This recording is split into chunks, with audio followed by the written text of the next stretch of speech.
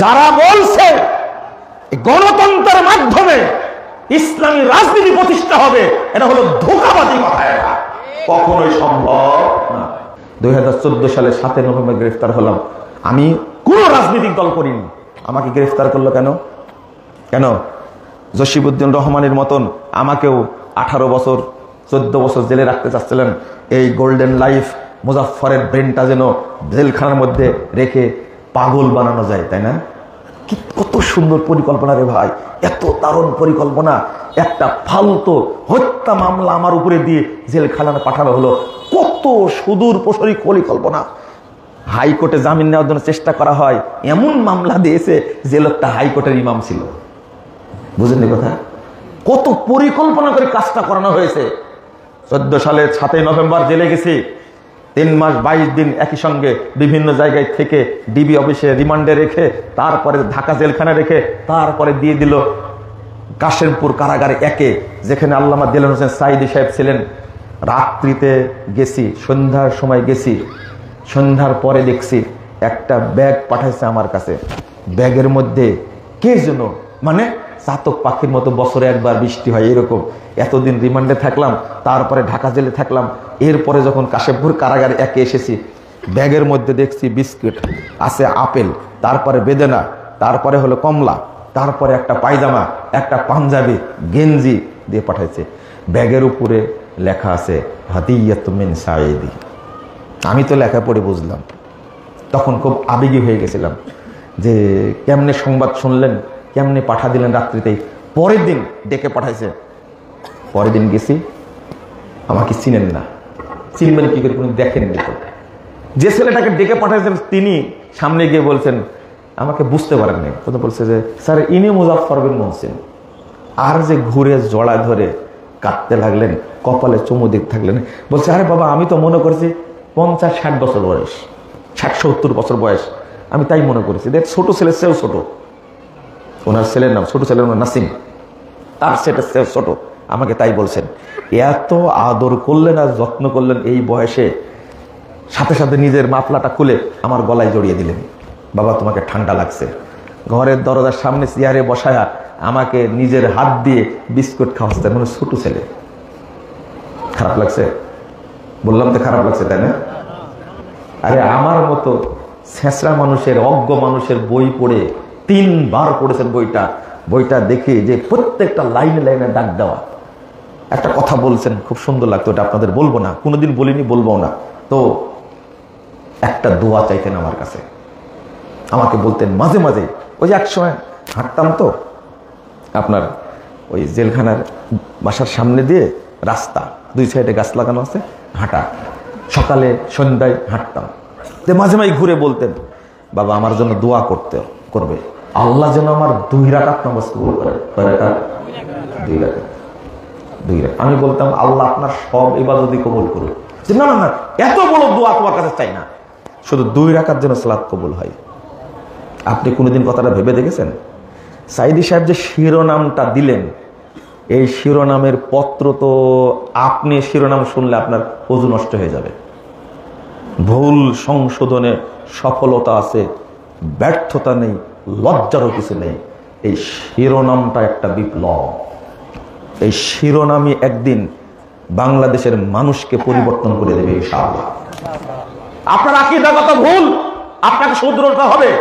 আপনার আমলগত ভুল, আপনার তাওহীদ বুঝেন না, মানহাজ বুঝেন না, সর্বক্ষেত্রে আপনার মধ্যে ভুল আছে। ভুল সংশোধন করাটা কি অন্যায়?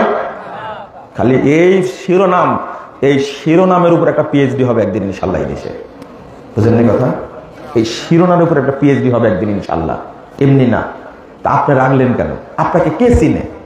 হ্যাঁ, আপনি মুরগির খুল্লা পাহারা দেন বসে বসে, আর আপনি গালি দেন। মানে একজন মানুষ বাংলাদেশে জন্মায়নি যে লোকটা তার মতো সারা পৃথিবীতে ঘুরেছে।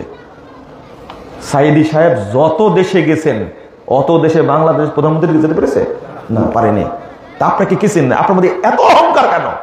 আপনাকে বলেছি যে আপনার আমলটা শুদ্ধ করেননি কেন? আপনি সিরাতুস সাইয়্যিদুল মুরসালিন সাঈদী সাহেবের বইটা পড়ে দেখবেন কি লিখেছেন তার মধ্যে।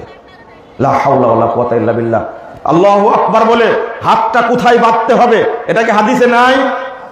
আছে, আপনি শিখলেন না কেন? যদি হাতটা আমি বুকের উপরে বাঁধি, সহিহ বুখারীর হাদিস, সহিহ হাদিস বুকের উপরে হাত বাঁধা, ইমাম আবু দাউদ বলছেন সহিহ হাদিস বুকের উপরে হাত বাঁধা, নাভির নিচে হাত বাঁধা হাদিস জয়ীফ। শুনেন, হাতটা বুকে বাঁধলে সাথে সাথে ইংরেজদের মতো আপনাকে কি গ্রেফতার করা হবে? করেন না কেন? রফুল ইয়াদাইন করার 400 হাদিস বর্ণিত হয়েছে, 4 শতাধিক হাদিস বর্ণিত, সহিহ হাদিস। আজকে বুড়া হয়ে গেছেন, এখন পর্যন্ত একবারও সালাতে রফুল ইয়াদাইন করার সুযোগ হয়নি। কেন? সালাতে রফুল ইয়াদাইন করলে কি আপনার নামে হাইকোর্টে মামলা হবে? করেননি কেন? করেন না কেন? বুঝেন নেব না কথাটা, তাই না? আচ্ছা, খেলাফত প্রতিষ্ঠা দরকার কয়টা জিনিসের জন্য বলেন তো দেখি? বুঝেন নেব না, তাই না? বুঝেননি? সালাত কায়েম করার জন্য আপনার কি খেলাফত লাগবে? উত্তর দেন ভালো করে। বরং সালাত কায়েমের জন্য যদি খেলাফতের ব্যবস্থা করা হয়, তাহলে বাংলাদেশের বহু মানুষ রাসূলের তরিকায় সালাত করতে পারবে না। প্রমাণ দেই। চাঁদপুরে একটা সম্মেলন বন্ধ করা হয়েছে, বৃহৎ একটা সম্মেলন বন্ধ করা হয়েছে। কেন বন্ধ করা হলো? আমি বলেছিলাম বক্তব্যে, আল্লামা মামুনুল হক কি মরে গেছে? সম্মেলন বন্ধ হবে কেন? বুঝেননি কথা? ধর্ম উপদেষ্টা একজন যোগ্যমান শিক্ষিত মানুষ, তিনি এখন উপদেষ্টা, সেই অবস্থায় থাকতে ব্রাহ্মণবাড়িয়ার মসজিদ ভেঙে দিবে কেন? বুঝেননি কথা? ও, ঘাটে ঘাটে সব মনে আছে, ভুলে একটাও যায়নি। প্রফেসর ডক্টর মোহাম্মদ আসাদুল্লাহ গালেব, তিনি কি সন্ত্রাসী ছিলেন? বলেন, উত্তর দেন। সন্ত্রাসী ছিলেন? তিনি কি জিএমবি ছিলেন? 2005 সালে গ্রেফতার করে বৃদ্ধ মানুষ আমার উস্তাদ শেখ আব্দুস সামাদ সালাফি এখনো বেঁচে আছেন, চেয়ারে বসে সালাত আদায় করে, ডান্ডা বেড়ি পড়ায় সেই গোপালগঞ্জ জেলখানা থেকে ধরে নিয়ে আসছে, গাইবান্ধা জেলখানায় নিয়ে আসা হচ্ছে ডান্ডা বেড়ি পড়ায়া। কি বুঝেননি কথা? কারা করলো এটা? কাদের দ্বারা সম্ভব হলো এটা? কেন আব্দুস সামাদ সালাফিকে আলেম মনে হয় না? প্রফেসর ডক্টর আসাদুল্লাহ গালেবকে আলেম মনে হয় না? কেন একজন আলেমকে ইসলামী মূল্যবোধের সরকার দাবি করে এই সময়ে একজন নিরাপরাধ মানুষকে জেলবি সাজানো হয়েছে, একজন মানুষকে সন্ত্রাসী বানানো হয়েছে, আলেমদেরকে গ্রেফতার করা কেন হলো? এটা কি বলা যায় না? আমি কথা কি এমনি বললাম? আল্লামা মামুনুল হক জেলখানায় গেছে, তার পক্ষে কথা বলেছি। কাজী ইব্রাহিম সাহেব জেলখানায় গিয়ে তার পক্ষে কথা বলেছে। ও উলামায়ে কেরাম, ডক্টর গালেবের পক্ষে একটা কথা বলেননি কেন? তখন কি মুখে কুলু পেটেছিলেন? একজন কথা বলেছেন, তিনি হলেন আল্লামা মহিউদ্দিন খান।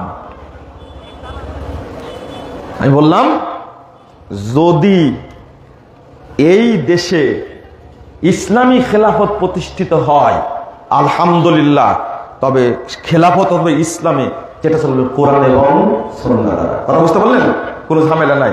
কিন্তু এখন কি কোরআন সুন্নাহ প্রতিষ্ঠিত হবে? আমি বলেছি, আহলে হাদিসদের সাথে ঐক্য নিয়ে চিন্তা করার দরকার নাই। হেফাজতের আমিরকে বুঝান, তাহলেই হবে, তাই না? হেফাজতের আমির কি বলছে? বলছে জামাত ইসলাম কোন ইসলামী দল না। নেন খান এবার ভালো করে। জামাত ইসলাম মওদুদুল ইসলাম প্রতিষ্ঠা করতে চাই। আমরা কোনোদিন এ ধরনের কথা বলেছি? আমাদের অল্প জনগণ কোরআন হাদিস দিয়ে বক্তব্য দিই। যদি ঐক্য হয় হেফাজত আর জামাত, কেমন হবে? ভালো হবে না? করেন না, একটু করেন, ভালো হবে। আর চরমুনাই কি বলছে? চরমুনাই কি বলছে? বাংলাদেশের কোন ইসলামী দল জামাত ইসলামকে ইসলামী দল মনে করে না, কেউ মনে সহ্যই করতে পারে না, সহ্যই করতে পারে না। আমরা এত বড় কথা বলি না, কিন্তু আক্ষেপ লাগে। কেন রে ভাই এইগুলো? কেন? একটা স্লোগান তুলতে হবে, বাংলাদেশের সংবিধান হবে কোরআন এবং সুন্নাহ, কোরআন এবং সুন্নাহ। আগে দরকার, আমি যে কথাটা বোঝাতে চাইছিলাম, চোরের হাত কাটার জন্য খেলাফত লাগবে, তাই না? ভালো কথা। জেনার বিচার করার জন্য কি লাগবে? খেলাফত লাগবে। আর কি লাগবে? সালাত আদায় করার জন্য একজন আলেমকে বলেছিলাম, আল্লাহ আমাকে মাফ করুক, ঘটনা ওই শুনলে হয়তো লজ্জা পাবেন। পিস টিভিতে আলোচনা করতে যাচ্ছে, হোটেল থেকে একটু দূরে, একসঙ্গে দুইজনা। আমি বললাম যে বড় আলেম শেখ আপনি, রফুল ইয়াদাইন করে সালাত পড়েন না কেন? বুঝতে পারলেন কথা? তখন বলছে, আমি চেষ্টা করছি মানুষকে যেন এটা বুঝে, এখনই যদি রফুল ইয়াদাইন করি তাহলে মানুষ তো আমার ওয়াজ শুনবে না, মনে করবে আহলে হাদিস। কি বলবে? আহলে হাদিস। শোনেন শোনেন, আমি বলছি যে আপনি যখন বাড়িতে ঘরের মধ্যে তাহাজ্জুদ পড়েন তখন কি রফনাজান করেছেন? কোনোদিন করেছেন? বুঝেননি কথা? আমিও ধরেছি সেইভাবে। তখন আমার হাত ধরে বলছে মুজাফফর বিন মুহসিন এত মানে কড়া মানুষ, নাসল বান্দা। আমি বললাম না, এটা আজকে আপনি বলতে হবে। হাসতে হাসতে খালি উড়াই দেয়, এটা বলতে হবে। আপনি যখন তাহাজ্জুদ পড়েন সেখানে তো বউ থাকে না। অধিকাংশ যারা তাহাজ্জুদ পড়ে রাত্রিতে তারা কিন্তু নিজের ঘরে পড়ে না, ঠিক জানেন? কারণ তাহাজ্জুদ পড়তে গেলে কাঁদে মানুষ, দীর্ঘক্ষণ সেজদায় থাকে। এটা বউ তো মানুষ গল্প করে মানুষের কাছে করবে না। তাহাজ্জুদ যারা পড়ে তারা একাকি পড়ে। আমি বলছি ওই জায়গাতে কেউ থাকে না। আপনি যখন পড়েন একাকি সালাত পড়েন তখন কি আমিনটা জোরে বলেন? কেউ না শুনুক, কোনো মুসল্লি নাই। বলছে না, মুজাফফর বিন মুহসিনের সাথে পারা যাচ্ছে না, আমাদের পারা লাগবে আজকে। আমি ধরেছিলাম কঠিন ধরা, যেহেতু সম্পর্ক হবে না, হবে না। ওইটা বুখারি পড়া, পড়ানো আর সহি বুখারির উপরে আমল করা এক জিনিস না, অসম্ভব। মুখে বলা যেতে পারে আসাহুল কুতুব বাদা কিতাবিল্লাহ আস-সহিহুল বুখারী, কথা বলা যেতে পারে কোরআনের উপরে সবচেয়ে শ্রেষ্ঠ কিতাব হলো সহিহ বুখারী, বলা যেতে পারে, কিন্তু আমল করা সম্ভব না। আহলুল হাদিসরা সেটা আমল করতে পারে, আলহামদুলিল্লাহ, আলহামদুলিল্লাহ। আকীদার কথা বলেন, তাওহীদের কথা বলেন, টিকবে না। চ্যালেঞ্জ করলাম, একজন বক্তা বলুক তো দেখি। তার মুখে শুনলেন একজন ভাইরাস বক্তা বলছে মাজার পূজা হারাম, কবর পূজা হারাম, মাজারে টাকা দিলে, মাজারে সেজদা দিলে সাথে সাথে কাফের হয়ে যাবে, মুশরিক হয়ে যাবে। এরকম কথা কোন বক্তার কাছে শুনেছেন আপনি? কেন শুনেন না? বলে না কেন বলেন তো দেখি। শবে বরাতে রাত্রিতে যদি কেউ মাজারে গিয়ে ইবাদত করে সে কাফের হয়ে যাবে, কি কেউ বলতে পারবে? বলে না কেন? গাজীপুরে একটা মহিলাকে মসজিদে নিয়ে ধর্ষণ করেছে, আহলে হাদিসরা প্রতিবাদ করলো, কিন্তু তোমার ভাইরাস হুজুর বলেনি কেন এখন পর্যন্ত? বলো তো দেখি, ছেলে বলো তো দেখি, তোমার ভাইরাস বক্তাগুলো বলেনি কেন এখনো? না, গাজীপুরে হিল্লা করতে যে 1 ঘন্টা কন্টাক্ট দিয়েছে। কয় ঘন্টা? 1 ঘন্টা কন্টাক্ট দিয়েছে। হুজুরের সাথে বিয়ে দিয়েছে, হুজুর মসজিদে নিয়ে গিয়ে এই মহিলার সাথে ধর্ষণ করেছে, 1 ঘন্টা পরে ছেড়ে দিয়ে আবার লোকের সাথে বিয়ে দিতে। আচ্ছা বলেন তো, ইসলামে কি এই ধরনের ধর্ষণের বিধান থাকতে পারে? তাই নাও বলছেন, কিন্তু আপনার ভাইরাস বক্তায় প্রতিবাদ করলো না কেন? হুজুরের পক্ষে আছে এটা, শুধু আহলে হাদিসরাই পারে, কারণ তাদের ফিকহের কিতাবে লেখা আছে এইভাবে কন্টাক্ট নিয়ে ধর্ষণ করাটা জায়েজ। বুঝেননি কথা? কত ওয়াজ শুনেন, এটা শুনেন না কেন? কত ওয়াজ শুনে এটা শুনেন না কেন? আমার প্রশ্ন, শোনেন, ইবলিস মানুষকে এইভাবেই ধোঁকা দিচ্ছে, আমরা বুঝতে পারছি না। এই দাওয়াতি কাজ আপনাদেরই করতে হবে। এইভাবে চালাচ্ছে, বলতে থাকছে, একদিন টাইম আসবে ইনশাআল্লাহ এদেশের মানুষ বুঝবে, ইনশাআল্লাহ বুঝবে। হাজার হাজার লোকের আমার দরকার নাই, একটা লোক হেদায়েত পেলে তার নেকি পাবো ইনশাআল্লাহ। আমার ওই টার্গেট নাই। তাই যেটা সত্য সেটা বলতে হবে। এটা শিরিক, এটা করা যাবে না। এটা বিদআত, এটা করা যাবে না। এটা সহিহ হাদিস, এটা আমল করবেন। সালাতের মধ্যে ইবলিস যতগুলো আমলের জন্ম দিয়েছে, এই জন্য সালাতটা কি হয়ে যায়? বাতিল হয়ে যায়। সালাত পড়ে কোনো উপকার হয় না, সালাত পড়ে কোনো লাভ হয় না। সম্মানিত ভাতৃমণ্ডলী, আল্লাহর কাছে দোয়া করছি রব্বুল আলামিন যেন আজকের এই মাহফিলকে কবুল করে নেন, আমিন। যারা আয়োজন করেছেন এবং আমরা যারা অংশগ্রহণ করেছি, রব্বুল আলামিন যেন আমাদের পাপসমূহ ক্ষমা করে দেন। আল্লাহ যেন আমাদেরকে জান্নাতুল ফেরদাউসের মেহমান হিসাবে কবুল করে নেন, আমিন। রাসূলুল্লাহ সাল্লাল্লাহু আলাইহি ওয়াসাল্লাম বলছেন, এই মজলিসে, এই ধরনের মজলিসে যারা অংশগ্রহণ করে তাদের উদ্দেশ্যে আল্লাহ আসমান থেকে বলেন যে তোমরা যারা অংশগ্রহণ করেছো আমি তোমাদের সবাইকে মাফ করে দিয়েছি। আর একটা কথা বলেন, তোমাদের পূর্বে যত পাপ ছিল আমি আল্লাহ সমস্ত পাপকে নেকি দ্বারা পরিবর্তন করে দিয়েছি। আল্লাহ আর একটি কথা বলেন, ফাআতাইতুকুম মা সালু, এখানে এসে তারা আমার কাছে যা চেয়েছে আমি তাদেরকে তাই দান করেছি।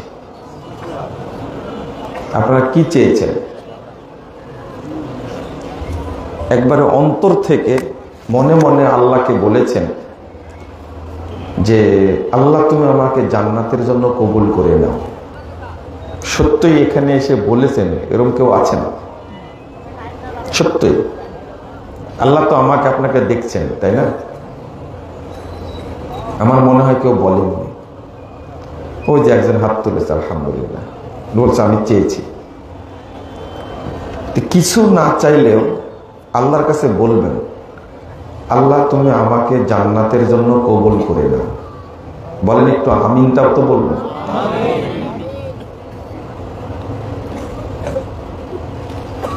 অন্তত বলবেন আল্লাহ তুমি আমাকে জাহান্নামে দিও না। বলেন আমিন।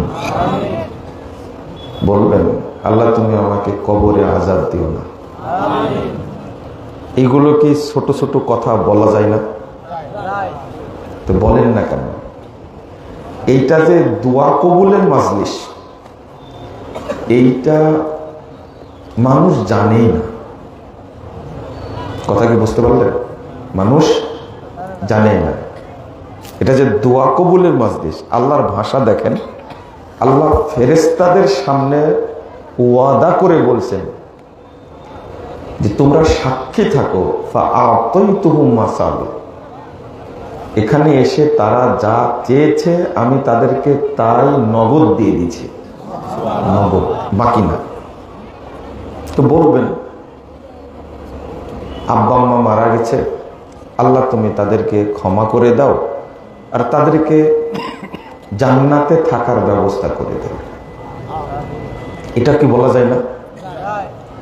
বলবেন এটা দোয়া কবুলের মাজলিস। শুধু দোয়া বলতে বুঝে ফরজ নামাজের পরে মোনাজাত, তাই না? এরা জাহেল। জাহেল বুঝেন? এরা জাহেল। যারা কোরআন সুন্নাহ বুঝে না, শুধু তর্ক করা বুঝে, এরা এক শ্রেণীর জাহেল। পড়তে হবে, জানতে হবে, তারপরে দাবি করতে হবে। আল্লাহ আর একটা কথা বলে, ওয়া আজারতুহুম মিম্মাস্তাজারু। তারা এখানে আসার কারণে যে কষ্ট পেয়েছে, সময় দিয়েছে, এই কারণে আমি তাদেরকে পূর্ণ নেকি দান করলাম। পূর্ণ নেকি মানে কি জানেন? যে নেকি হলে আপনি জান্নাতে যেতে পারবেন, এই মাজলিসে আসার কারণে সেই পরিমাণ নেকি দান করবেন। যে পরিমাণ নেকি হলে আপনার নেকি পাপের চেয়ে পাল্লাই বেশি হবে, আল্লাহ সেই পরিমাণ নেকি দান করবেন। ওয়া আজারতুহুম মিম্মাস্তাজারু। সহিহ বুখারী মুসলিমের হাদিস, সহিহ মুসলিমের 2689 নম্বর হাদিস। যখন আল্লাহ এই চারটা কথা ফেরেশতাদের সামনে বলেন, তখন ফেরেশতারা বলে, ইয়াকুলুনা ইয়া রাব ফীহিম ফুলানুন আবদুন খাত্তাব। আল্লাহ শোনেন, এই মাজলিসে একজন লোক এসে বসে গেছে, লোকটা অনেক বড় পাপী, অনেক খারাপ লোক, জঘন্য একটা লোক এসে বসে গেছে। আপনি কি তাকেও মাফ করে দিলেন? তখন আল্লাহ বলছেন, ওয়ালাহু গাফারতু, আমি ওকেও মাফ করে দিয়েছি। এবার আল্লাহ আপনাদের সম্পর্কে বলছেন, হুমুল জুলাসা, তারা এমন কিছু মানুষ এখানে বসে আছে, তারা আমার কাছে এত প্রিয়, লা ইয়াশকা বিহিম জালিসুহুম, এদের মধ্যে যেই এসে বসে পড়বে আমি তাকেই মাফ করে দেব, আমি তার উপরে রহমত, বরকত, দয়া নাজিল করব। কথাগুলো কে বললেন? আল্লাহ। তো এই যে আজকে শুনলেন আপনারা যে বসলেই আল্লাহ মাফ করে দিবেন, তো আজকে শুধু না, জীবনে যতদিন এই ধরনের প্রোগ্রামে যাবেন সেখানে গিয়ে বসবেন, মনে থাকবে এই বসাটা একটা বিশাল সাদাকা। ভাষাটা দেখলেন? আল্লাহ বলছেন যে বসবে মাজলিসে আমি তাকেই মাফ করে দিই। কথাটা কি রাসূলের না আল্লাহ? আল্লাহ কখনো ওয়াদা ভঙ্গ করে? ইন্নাকা লা তুখলিফুল মিআদ। এটা এই যতটুকু কথা বললাম, কথাগুলো সব কার? আল্লাহ। এখানে কিন্তু রাসূল সাল্লাল্লাহু আলাইহি ওয়াসাল্লামের কোনো কথা নেই। ভেবে দেখেন। কিন্তু একটু যারা বুঝেন তাদের উদ্দেশ্য বলছি, আপনারা বুঝতে পারবেন সহজ। অন্য আমলের ব্যাপারে রাসূল সাল্লাল্লাহু আলাইহি ওয়াসাল্লাম ফজিলত বলেছেন। যেমন কেউ যদি রমজানে সিয়াম পালন করে, রাসূল সাল্লাল্লাহু আলাইহি ওয়াসাল্লাম বলছেন তার পূর্বের পাপগুলো ক্ষমা হয়ে যাবে, ক্ষমা হবে। কিন্তু বলেননি পূর্বের পাপগুলোকে আল্লাহ নেকি দ্বারা পরিবর্তন করে দেবেন, এটা বললেন? আপনি হজ করতে যান, রাসূল সাল্লাল্লাহু আলাইহি ওয়াসাল্লাম বলছেন, এটা রাসূলের কথা, হজ এবং উমরা করলে আল্লাহ সমস্ত পাপ মাফ করে দেন। কিন্তু এটা হাদিসের শেষে নাই পূর্বের পাপগুলোকে নেকিতে পরিবর্তন করে দেওয়া হবে, এটা নাই। কিন্তু নাই। আপনি সালাত আদায় করেন, রাসূল সাল্লাল্লাহু আলাইহি ওয়াসাল্লাম বলেছেন আল্লাহ পাপগুলো ক্ষমা করে দেবেন। কিন্তু নাই যে সালাত আদায় করলে পূর্বের পাপগুলো কি হয়ে যাবে? নেকি হয়ে যাবে, ওটা নাই। আপনি মুমিন ব্যক্তি ওযু করেন, 832 নম্বর হাদিস সহিহ মুসলিম এসেছে, আল্লাহ রাসূল বলছেন কোন বান্দা যখন ওযু শেষ করে, কোন বান্দা যখন ওযু শেষ করে, মুমিন যখন ওযু শেষ করে, ইনসারাফা মিন খাতিয়াতিহি কাহায়াতি ওয়ালাদাত উম্মুহ, সে ওই দিনের মতো পাপ থেকে নিষ্পাপ পবিত্র হয়ে যায় যে দিন তার মা তাকে জন্মদান করেছে। কত সুন্দর ফজিলত, সহিহ মুসলিমের হাদিস। কিন্তু এইটা নাই যে ওযু করলে আগের পাপগুলো কি হয়ে যায়? নেকি হয়ে যায়, এটা কিন্তু না। কিন্তু এমন এক জায়গায় বসেছেন আপনি, এই কথাগুলো আল্লাহ বলছেন যে এই মাজলিসে অংশগ্রহণ করলে আল্লাহ পাপ ক্ষমা করে দেন, সমস্ত পাপকে আল্লাহ নেকি দ্বারা পরিবর্তন করে দেন। এবার মনে বুঝেছেন, তাই না? বুঝতে পারছেন? হ্যাঁ। তাহলে আপনি এই মাজলিসে মূল্যায়ন করেন না কেন? তবে একটা কথা মনে রাখবেন, এই ধরনের সুন্দর পবিত্র মাজলিসে আসার জন্য আল্লাহ যাকে কবুল করবেন সেই আসতে পারবে, সম্ভব না। শুধু এই কথাটা মনে রাখবেন, আর কিছু মনে রাখার দরকার নাই, যে এই ধরনের মাজলিসে আল্লাহ রাব্বুল আলামিন তাকেই আসার তৌফিক দান করেন যাকে আল্লাহ কবুল করেন। অত সহজ না এটা, কারণ যে কাজের ফজিলত বেশি সেই কাজটা করাও কঠিন, খুব কঠিন। তো আশা করি আমার কথাগুলো বুঝতে পেরেছেন। আপনারা এটা আমল করার চেষ্টা করবেন ইনশাআল্লাহ। বলেন ইনশাআল্লাহ। আমি আজকে যে বিষয়টা আলোচনা করব সেটা হলো শয়তান কিভাবে সৎ আমল নষ্ট করে। মনে থাকবে? শুনবেন তো নাকি? শুনেন। যেহেতু আপনারা একান্ত গ্রামের মানুষ, আর আব্দুল হাদি আর মামুন যে কিভাবে কোন দিক দিয়ে ঘুরাই ঘুরাই নিয়ে আসলো, এখন আমার বুদ্ধি নাই যে কোন দিকে পূর্ব আর কোন দিকে পশ্চিম বলতে পারবো না। হ্যাঁ, সামনে পশ্চিম, তাই না? এই তো ঘটনা ঘটে গেছে। কারণ পাঁজর ভাঙ্গা রাস্তাটা এমন খারাপ, আস্তে আস্তে পাঁজর ভাঙ্গিয়ে দিয়েছে। তবে আলহামদুলিল্লাহ, যখন খুব ছোটতে 2001 সাল 2 সাল 3 সালে আসছি, তখন এটা ছিল ইটের খটখটে রাস্তা ছিল, তাই না? আসছি ভ্যানে, আর আজকে গাড়ি নিয়ে আসলাম, বিশাল ব্যাপার না? অনেক ভালো রাস্তা, এই পর্যন্ত রাস্তা ভালো, আল্লাহ অনেক সহজ করে দিয়েছেন, আলহামদুলিল্লাহ আলহামদুলিল্লাহ। তখন ছিল কেবলা এই দিকে, যে ঘুরে গেছে বললাম না, এমন পেঁচান পেঁচাইছে, চকলি বাজার পর্যন্ত কেবলা এদিকেই ছিল, এখন হয়ে গেছে কোন দিকে বললাম যে। তো আপনারা আশা করি বোঝার চেষ্টা করবেন, শয়তান যেভাবে কি করে শতামূল নষ্ট করে, এইটা আগে বুঝবেন। শয়তান আপনার প্রত্যেকটি আমলের সাথেই থাকে, যত আমল করে কে থাকে। এখন আর একটা পরীক্ষা নিব আপনাদেরকে, এই পরীক্ষায় দেখি কে কে পাশ করতে পারে। আল্লাহ বলছেন 112 নম্বর আয়াত সূরা আনআম, ওয়াকাযালিকা জাআলনা লিকুল্লি নাবিয়্যিন আদুওয়া শায়াতিনাল ইনসি ওয়াল জিন ইউহি বা'দুহুম ইলা বা'দ যুখরুফাল কওলি গুরুরা। আল্লাহ বলছেন যে মানুষদের মধ্যে থেকে অনেক শয়তান আর জিনদের মধ্যে আছে অনেক শয়তান। তারা কি করে, এতই বন্ধুত্ব মানুষ শয়তান আর জিন শয়তানের মধ্যে, এতটাই বন্ধুত্ব সম্পর্ক, তারা কথা আদান প্রদান করে। ইউহি বা'দুহুম ইলা বা'দ, সে কি কথা আদান প্রদান করে, যুখরুফাল কওল, কথাগুলো খুব চমৎকার, মনোমুগ্ধকর, খুব চাকচিক্যময় কথা তারা আদান প্রদান করে। কি জন্য? গুরুরা, মানুষকে ধোঁকা দেওয়ার জন্য, মানুষ তো না, মুমিনকে ধোঁকা দেওয়ার জন্য। তো জিন শয়তান নাম কি বলেন, ওর নাম কি?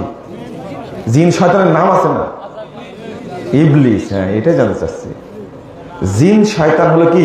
ইবলিস। আল্লাহ যে বললেন মানুষের মধ্যে শয়তান, এরা কারা? এরা, এদেরকে চিনতে হবে, বুঝেন না মনে করো, তাই না? আমি যদি খালি বলতাম জিন শয়তান কারা, বলতেন না কি? ইবলিস আর তার সাঙ্গপাঙ্গ, চট করে বলে দিতেন। কিন্তু এখন আপনাদেরকে প্রশ্ন করে গেলাম যে মানুষ, আল্লাহ কিন্তু আগে বলেছেন শায়াতিনাল ইনস, মানুষদের মধ্যে থেকে শয়তান, এরা কারা? এটা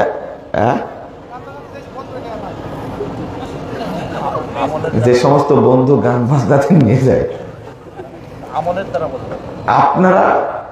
আপনারা এইটা খুঁজে বের করবেন। আমাদের মুজাফফর বিন মহসিন প্রশ্ন করে গেছে যে মানুষদের মধ্যে থেকে শয়তান কারা?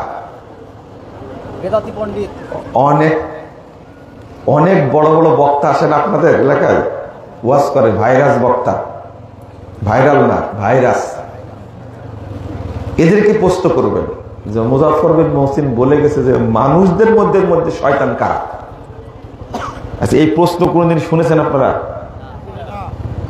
তো এই প্রশ্নও শুনেননি, এই জন্য তো আমাকে মানুষ বেশি গালিগালাজ করে, যে এমন এমন কথা বলে যে কথা কোনোদিন শুনিনি। যে কোরআন হাদিসে আছে, আপনি শুনেন না, আপনার দোষ। একটা দায়িত্ব দিয়ে গেলাম আপনাদেরকে যে মানুষের মধ্যে তো শয়তান আছে, এরা কারা খুঁজে যতদিন বের না করতে পারবেন ততদিন হক পথ পাবেন না। এটা কথা।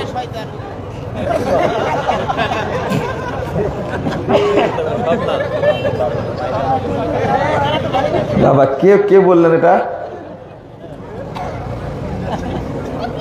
এই লোককে চিনে রাখবেন আপনারা। এই লোকের নাম কি, বাপের নাম কি, কোন গ্রামে বসবাস করে খুঁজে রাখবেন, আর হুজুরদেরকে বলবেন আপনাদের এই সর্বনাশ। আমি কিন্তু বলিনি, দয়া করে আমাকে মাফ করবেন।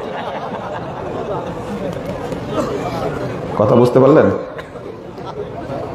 এই একটা দায়িত্ব দিলাম যে ইবলিস শয়তানকে তো চিনেন, কারণ ইবলিস শয়তান থেকে বাঁচার জন্য কত দোয়া পড়েন। আউযু বিল্লাহি মিনাশ শাইতানির রাজিম, আউযু বিল্লাহিস সামিউল আলিম কি মিন হামজিহি ওয়া নাফখিহি ওয়া নাফসিহি, আউযু বিল্লাহিল আযীম ওয়া বিওয়াজহিল কারীম ওয়া সুলতানিল কাদিম মিনাশ শাইতানির রাজিম। কত দোয়া পড়েন, কিন্তু মানুষ শয়তান থেকে বাঁচার জন্য কি দোয়া, তাই না? হ্যাঁ, আপনি আমার সাথে দেখা করে যান। এক, দুই নম্বর হলো যে শয়তান আপনার আমল নষ্ট করে কিভাবে, এইটা আপনি মনোযোগ দিয়ে বুঝবেন, যেটা আজকের আলোচনা।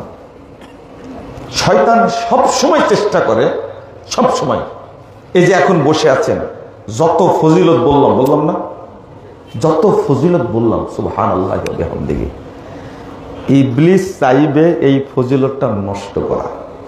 ইবলিস চাই এই ফজিলত যেন ও নিয়ে যেতে না পারে। ইবলিসের প্রথম প্রচেষ্টা, ইবলিস মানুষের মধ্যে কাজ করে 7 দফা কর্মসূচি নিয়ে। কয় দফা? মনে থাকবে তো? ইবলিসের দফা কয়টা তাহলে? 7টা। খুব ভালো করে স্মরণ রাখবেন।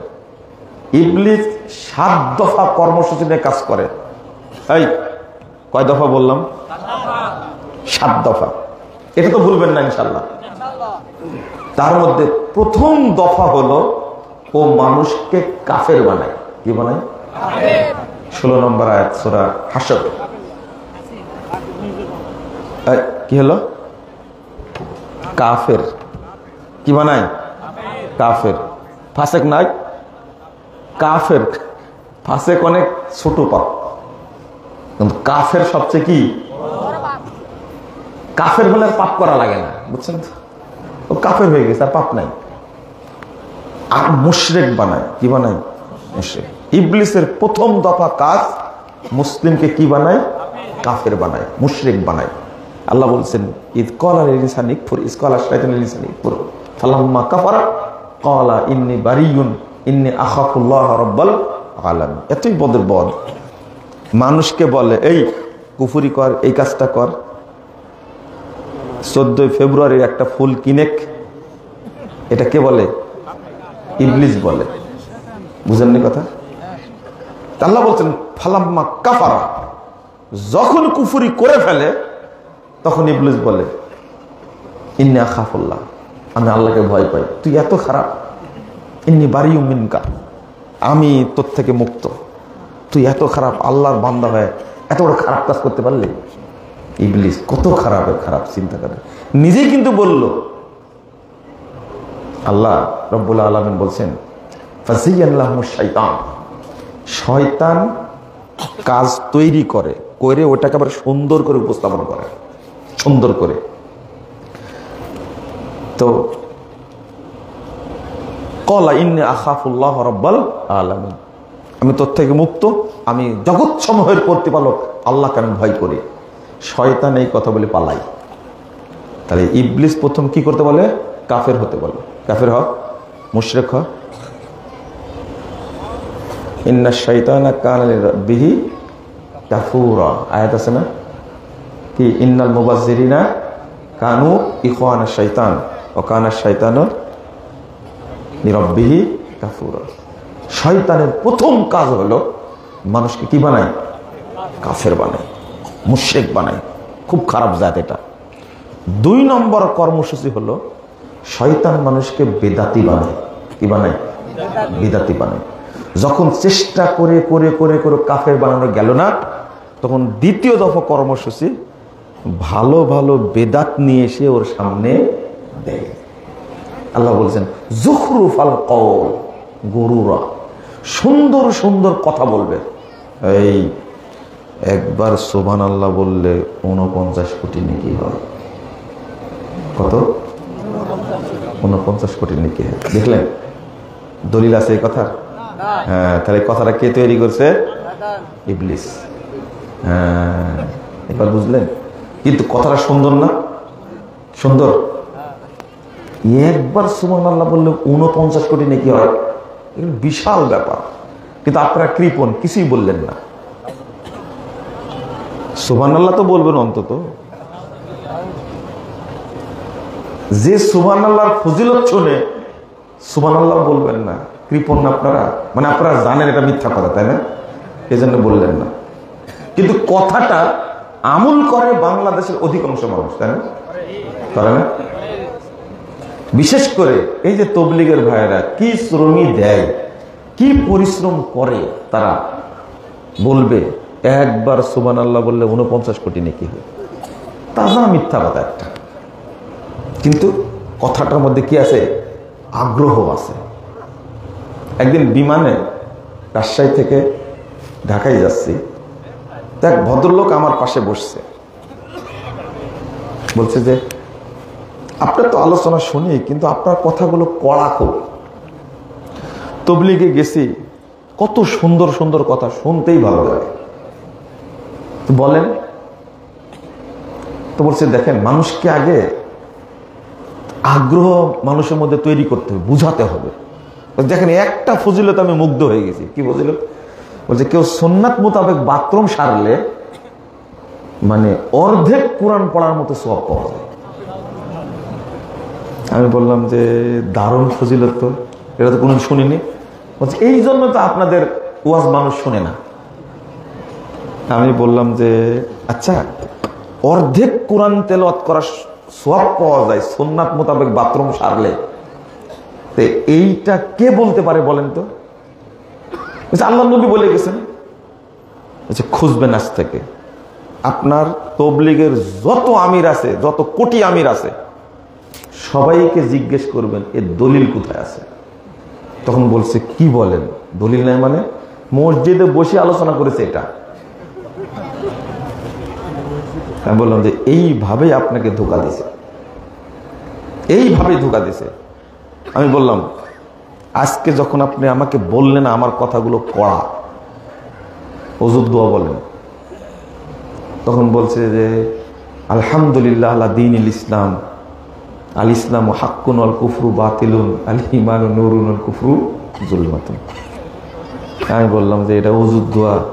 বলছে হ্যাঁ, ওযুখানাতে লেখা আছে, হুজুর শিখাইছে। এই জন্য তো খুব পছন্দ হুজুরকে। এই হুজুরই হলো ইবলিসের তাজা এজেন্ট। আপনি ভালোভাবে বলতে পারেন না? আমি বললাম যে এইভাবে আল্লাহ বলেছেন, আমিও সেইভাবে বলছি। ও হলো ইবলিসের কে? এজেন্ট, তাজা এজেন্ট, তাই না? হ্যাঁ, ইবলিসের এজেন্টও আমি বলে দিচ্ছি এজেন্ট। যদি ওযুর দোয়া এটা হয়, তাহলে আল্লাহ শিখাইছেন কাকে? মুহাম্মদ সাল্লাল্লাহু আলাইহি ওয়াসাল্লামকে। মুহাম্মদ সাল্লাল্লাহু আলাইহি ওয়াসাল্লাম শিখিয়েছেন কাকে? সাহাবীদেরকে। সাহাবীরা শিখিয়েছেন কাদেরকে? তাবেঈদেরকে। তাবেঈরা শিখিয়েছেন কাদেরকে? তাবেঈদেরকে। মুহাদ্দিস উলামা কিরাম হাদিসের গ্রন্থে লিখে রাখছেন ওযুর দোয়া কি? বিসমিল্লাহ। কি? বিসমিল্লাহ। অথচ ওযুর দোয়া এত বড়, আমরা আপনি এক পাগল, নিজে নিজে মুখস্থ করেছেন, কোনোদিন যাচাইও করেননি এটা দোয়া আদৌ হাদিসে আছে কিনা। বলেন কি, এত বড় দোয়া হাদিসে নাই? হুজুর তৈরি করেছে, ওই ইবলিসের দালাল। আল্লাহ রাসূলকে আল্লাহ শিখাই দিয়েছেন ওযুর শুরুতে বলবে বিসমিল্লাহ। কি বলবে? বিসমিল্লাহ। এত বড় বড় মসজিদে ওযুখানায় এই দোয়া লেখা থাকে কেন? কেন বললো এটা? আপনাকে এই কথা কেউ বলবে না, মুজাফফর বলে, তাই মুজাফফরের দোষ। ওই যে ইবলিস যে আপনার ওযুটা নষ্ট করে দিয়েছে, খেয়াল করেননি? ওযুর ফজিলত এত বেশি, একটা হাদিস অনুবাদ করেছে, একটা, এত বেশি। কিন্তু ইবলিস সুন্দর একটা দোয়া সেট করে দিয়েছে যেন ওযুটা কি হয়ে যায়? নষ্ট না, বাতিল হয়ে যায়। ও তো কি হয়ে যাবে? ওযু বাতিল হলে কি নামাজ হবে? ইবলিস দারুণ একটা কাজ করেছে। আর একটা ইবলিসের দালাল দিয়ে প্রত্যেক মসজিদে মসজিদে এই দোয়া লিখে রাখছে ওযুখানায়। আপনার কথা ঠিক আছে?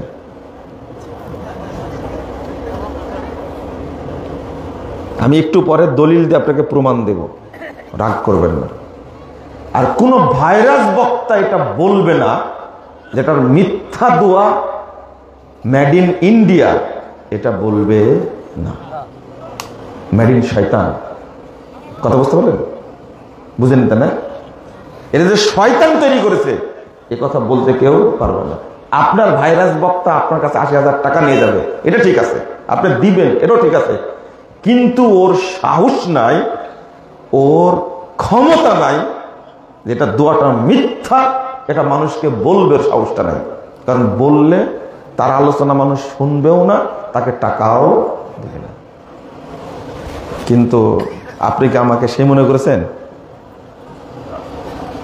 যতদিন বেঁচে থাকবো ইনশাল্লাহ ততদিন বলবো, মরার আগ পর্যন্ত বলতে থাকবো ইনশাল্লাহ, জেলে গেলেও বলবো ইনশাল্লাহ। কথা বুঝতে পারলেন? তুমি মিথ্যা দল তৈরি করলে কেন? এটা ইবলিস করেছে। কিভাবে করেছে ওটাও বলছি, থামেন। যুখরুফাল কওলে গুরুরা, ধোঁকাবাজি কথা বলছে। যে ব্যক্তি বাইতুল মাকদিসে সালাত আদায় করবে, এক রাকাত সালাত আদায় করলে 62,50,00,000 নেকি হবে। আবার সুবহানাল্লাহ বলে। কত কোটি? এবার বুঝেছেন ফৌজিরা, এবার সুবহানাল্লাহ বলেছে। দেখেন গতি আলাদা। বাইতুল মাকদিসে সালাত আদায় করলে নেকি হবে 62,50,00,000। ফাজাইলে হজের মধ্যে উল্লেখ করেছে। আর বাংলাদেশের দাওয়াতি তাবলিগ বইয়ের মধ্যে উল্লেখ করেছে কি জানেন? কি উল্লেখ করেছে? যে ব্যক্তি মক্কায় কাবায় সালাত আদায় করবে তার নেকি হবে 1,00,000 গুণ বেশি। আর টঙ্গীর মাঠে যে ব্যক্তি পড়বে 1 রাকাত সালাত, তার নেকি হবে 1 কোটি গুণ বেশি। তাহলে তাজা আছেন আপনারা নাকি? তাজা হয়েছে তাই না? আচ্ছা বলেন তো, এই লোকের ঈমান আছে কিনা? ওকে মুসলিম? কাবার উপরে কোন জায়গাকে প্রাধান্য দেওয়া যাবে? কাবা হলো হারাম, বাইতুল্লাহ। রাসূল সাল্লাল্লাহু আলাইহি সাল্লাম বলছেন, কাবায় কেউ সালাত আদায় করলে অন্য জায়গার চেয়ে 1,00,000 গুণ বেশি নেকি হবে। কিন্তু মিটার এমন বাড়াইছে, কোথায় 1,00,000? টঙ্গীর অপবিত্র মাঠে সালাত আদায় করলে নেকি হবে 1 কোটি গুণ বেশি। আচ্ছা এই তুলনা করা কি জায়েজ? হারাম না? তো একজন প্রফেসরকে জিজ্ঞেস করছে, আপনি তো তাবলীগ করেন, দেখেন তো কথাটা ঠিক কিনা। কাবায় সালাত আদায় করলে 1,00,000 গুণ, আর টঙ্গীর মাঠে সালাত পড়লে 1 কোটি গুণ, এটা ঠিক? তখন প্রফেসর সাহেব বলছেন যে আল্লাহ চাইলে তো দিতেও পারে। আপনাকে এই জন্যই বলি, যে শিক্ষা অর্জন করেছেন আপনি, এটা ইবলিসও এত খারাপ কথা বলতে পারবে না। ইবলিস আল্লাহকে ভয় করবে। বুঝেননি কথা? আপনি এই শিক্ষা কি অর্জন করতে বলেছে? আপনি এটা বলতে পারলেন কথাটা? আপনি কিসের প্রফেসর? এই জন্যই তো রাসূল সাল্লাল্লাহু আলাইহি সাল্লাম বলছেন, ইন্নাল্লাহা ইউবগিযু কুল্লা আলিমিন বিদ-দুনিয়া জাহিলিন বিল আখিরাহ। 1879 নম্বর হাদিস। রাসূল সাল্লাল্লাহু আলাইহি সাল্লাম বলছেন, যারা দুনিয়াবি জ্ঞানে অভিজ্ঞ, দুনিয়া সংক্রান্ত জ্ঞান অনেক বেশি, কিন্তু দিন সম্পর্কে জাহেল, আল্লাহ তাদের উপরে গজব নাজিল করেন, আল্লাহ তাদের উপরে অভিশাপ নাজিল করেন। আপনি বাংলাদেশের শ্রেষ্ঠ ইঞ্জিনিয়ার, দিন সম্পর্কে জানেন না, আল্লাহ আপনার উপরে গজব নাজিল করেন, আপনি একটা জাহেল। আল্লাহর নবী বলেছেন জাহেল, আমি বলিনি। একজন মুরব্বী আমাকে বলছে, বাবা জাহেল না বললে মূর্খ বলল। বুঝলেন? খুব খারাপ লাগে, বলছে খুব খারাপ লাগে। আল্লাহর নবী বলছেন জাহেল, আর আপনারাও জাহেল বলেন, আমি অনুবাদ করলে সমস্যা? আপনি বাংলাদেশের শ্রেষ্ঠ একজন ডাক্তার, শ্রেষ্ঠ ডাক্তার, হার্টের ডাক্তার। আপনি, আপনার ভিজিট হলো 20,000 টাকা, সিরিয়াল দিতে হয় 6 মাস আগে। কিন্তু আপনি পানি খাওয়ার সময় বাম হাত দিয়ে পানি খান। বলেন তো আপনি আসলে শিক্ষিত নাকি? আপনি জাহেল। আপনার এই শিক্ষার কোনো দাম আল্লাহর কাছে নাই। আপনি বাম হাত দিয়ে চা খান, আপনি অভিশপ্ত তাই খান। এত পড়াশোনা করে কোনো লাভ হয়নি। আল্লাহ আপনার উপরে অভিশাপ করেন বলে আপনি বাম হাত দিয়ে চা খান, ডান হাত থাকতে। আপনি বাম হাত দিয়ে পানি খান, বাম হাত দিয়ে আপনি লেনদেন করেন, আদান প্রদান করেন। আপনি তো অভিশপ্ত। তো আপনি শিক্ষা দিয়ে কি করলেন আমাকে বুঝান। আপনি একজন জাজ, বিশাল প্রতিষ্ঠিত একজন বিচারপতি। আপনি এতই জাহেলের জাহেল, আপনাকে যদি বলে যে কুনুতে বেতেরটা পড়েন তো, বেতের কুনুরটা পড়েন তো, আপনি বলবেন আমি জানি না। তা আপনার এই শিক্ষা দিয়ে কি লাভ? আর আপনাদের আমরা বলি, যে সমস্ত প্রতিষ্ঠানে বানত তৈরি হয়, ওই প্রতিষ্ঠানে আপনার সন্তানকে পড়ান কেন? একটা লোকের নাম হলো জাফর ইকবাল। তো ওর বাপ মা তার নাম রাখছে এত সুন্দর, কত সুন্দর নাম, জাফর ইকবাল। এই শয়তান পড়াশোনা করে বিশ্ববিদ্যালয়ে পড়ে চাকরি করে গবেষণা করে নিজেই বলছে আমাকে বানর জন্ম দিয়েছে। বুঝলেন কথা? কে জন্ম দিয়েছে? বানর জন্ম দিয়েছে ওকে। তো এই সমস্ত শিক্ষা প্রতিষ্ঠানে যদি আপনার সন্তানকে পড়ান, আল্লাহ আগে আপনার উপরে গজব নাজিল করবে। বুঝলেন কথা? প্রফেসর হয়ে তবলিগ করছে, এই জ্ঞানটুকু নাই। আল্লাহ যেন আমাদের বুঝার তৌফিক দান করেন, আমিন। কথা বলবেন না কেউ। এমনি রাত 11টায় আলোচনা শুরু করেছি। ঘুম আসতেছে না? ঘুমানো যাবে না। আমি বুঝাচ্ছিলাম যে শয়তান কিভাবে ধোঁকা দেয় আপনাকে, এইভাবেই ধোঁকা দেয় প্রত্যেকটা। আল্লাহ রাসূল বলছেন 2033 নম্বর হাদিস সহিহ মুসলিমের। এই হাদিসটা একটু মনোযোগ দিয়ে শুনেন তো, এদিকে তাকান সবাই। কোন বাদাম খাচ্ছেন না? আল্লাহ রাসূল বলছেন ইন্নাশ শাইতানা ইয়াহজুরু আহাদাকুম ইনদা কুল্লি শাইইন মিন শানিহি। নিশ্চয় শয়তান তোমাদের প্রত্যেকটা কাজে হাজির থাকে, শামিল থাকে। আপনি প্রশ্ন করতে পারেন যে আমরা এখানে বসে আছি, এখনো কি শয়তান আছে? আছে। ও চেষ্টা করবে এই ফজিলতটা বাতিল করা। কিভাবে? মাজলিস শেষ হবে, বিশাল সমাবেশ হচ্ছে, হুজুর বলছে আল্লাহুম্মা আমিন, আমি শুরু করে দেব। বুঝলেন কথা? এই তো যখনই আপনি মারি দিবেন, সঙ্গে সঙ্গে যা করেছিলেন সব কি বাতিল, সব বাতিল। শয়তান অপেক্ষায় আছে, অপেক্ষায় আছে। আপনি কোরআন তেলাওয়াত করলেন, খুব সুন্দর এক পারা তেলাওয়াত করলেন, যে শয়তান ওখানে নাই? আছে, শয়তান আছে। আপনি কোরআন তেলাওয়াত করার পরে বলে দিলেন সাদাকাল্লাহুল আযীম, যা তেলাওয়াত করে নেকি করলেন গোষ্ঠী সাথে সাথে বাতিল। ইবলিস এই কাজ করে, কারণ শরীয়তের সাথে যখন শয়তানি আমল যোগ হয়, সুন্নাতের সাথে যখন ইবলিসি আমল যোগ হয়, তখন নষ্ট কোনটা হবে? শয়তানেরটা না শরীয়তেরটা? আচ্ছা, পানি আর পেশাব যদি এক জায়গায় হয়, নষ্ট কি হবে? কেন পেশাব নষ্ট হবে না? পেশাব তো নষ্টই, হ্যাঁ, ওর নষ্ট হওয়ার কিছু নাই। তো শয়তানি আমল নষ্ট হওয়ার কি যায় আসে? শয়তান তো মিক্সার করলো আপনার সুন্নাত নষ্ট করার জন্য। যে আমলটাই করবেন না কেন, সাবধান থাকবেন ওখানে কোন রকমে যেন ইবলিস সম্পৃক্ত হতে না পারে।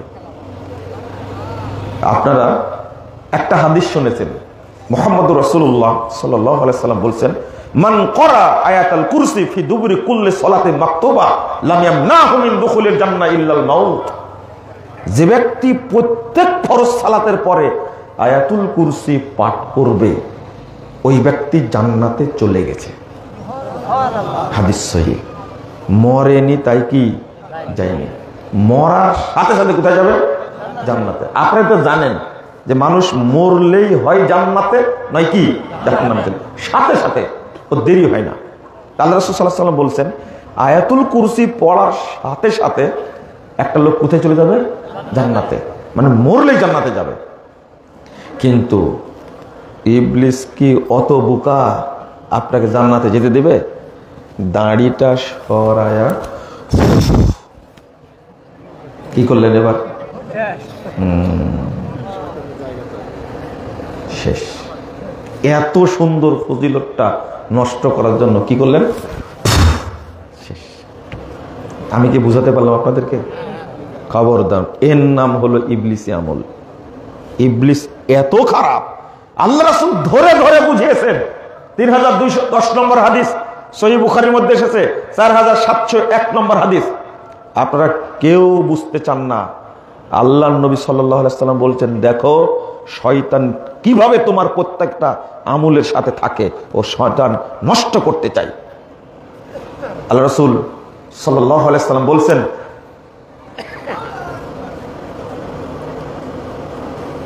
ইন্নাল মালাইকা তানজিলু ফিল আনানাই ফিস সাহাব তাসকুল আমরা মা কুজিয়া ফিস সামা,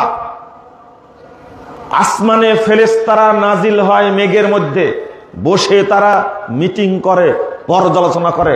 ফাতাস্তারিকু শায়াতিনুস সামা, শয়তান কান পেতে তাদের কথা শুনে একজনের ঘাড়ের উপরে আর একজন উঠে, কাদের উপরে উঠতে উঠতে উঠতে একবারে কোথায় চলে যায়, ওই যে মিটিং করছে ফেরেশতারা সেখানে চলে যায়।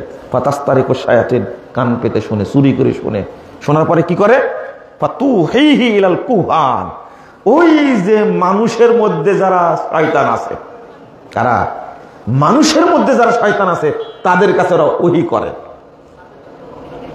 ফায়াকযিবুনা মাহা মিয়াতা কাযবাতিন মিন ইনদানফিসিহিম, শুনলো হলো একটা, আর ওর সাথে যোগ করে ইবলিস আরো 100টা। আর একটা হাদিস আসছে আও আকসারা মিন, তার চেয়েও বেশি, ধরেন 100টা, শুনলো কয়টা, একটা, যোগ করলো কয়টা, 100টা, টোটাল কয়টা হলো, 101টা। 101টা, বলেন তো 101টার মধ্যে সত্য কয়টা, বলেন তো মিথ্যা কয়টা, 100টা। ইবলিস এই 101টা ওহী করে, ওর যারা দালাল আছে, বেতনভুক্ত কর্মচারী মানুষের মধ্যে, ওর কাছে ওহী করে। চিন্তা করেন তাহলে ইবলিস কত বেদাত তৈরি করেছে, বুঝেন না মনে, তাই না? যত বেদাত, যত জাল হাদিস, যে সমস্ত আমলের দলিল নাই, সবই তৈরি করেছে কে, ইবলিস। সবই তৈরি করেছে কে, ইবলিস। আল্লাহ বলছেন ওয়াইন্নাশ শায়াতিনা লা ইউহুনা ইলা আউলিয়াইহিম লিউজাদিলুকুম, শয়তান তাদের এজেন্টদের কাছে ওহী করে। কি ওহী করে, কি জন্য ওহী করে? আল্লাহ বলছেন লিউজাদিলুকুম, যেন তোমাদের সাথে শয়তানের এজেন্টরা বিতর্ক করতে পারে।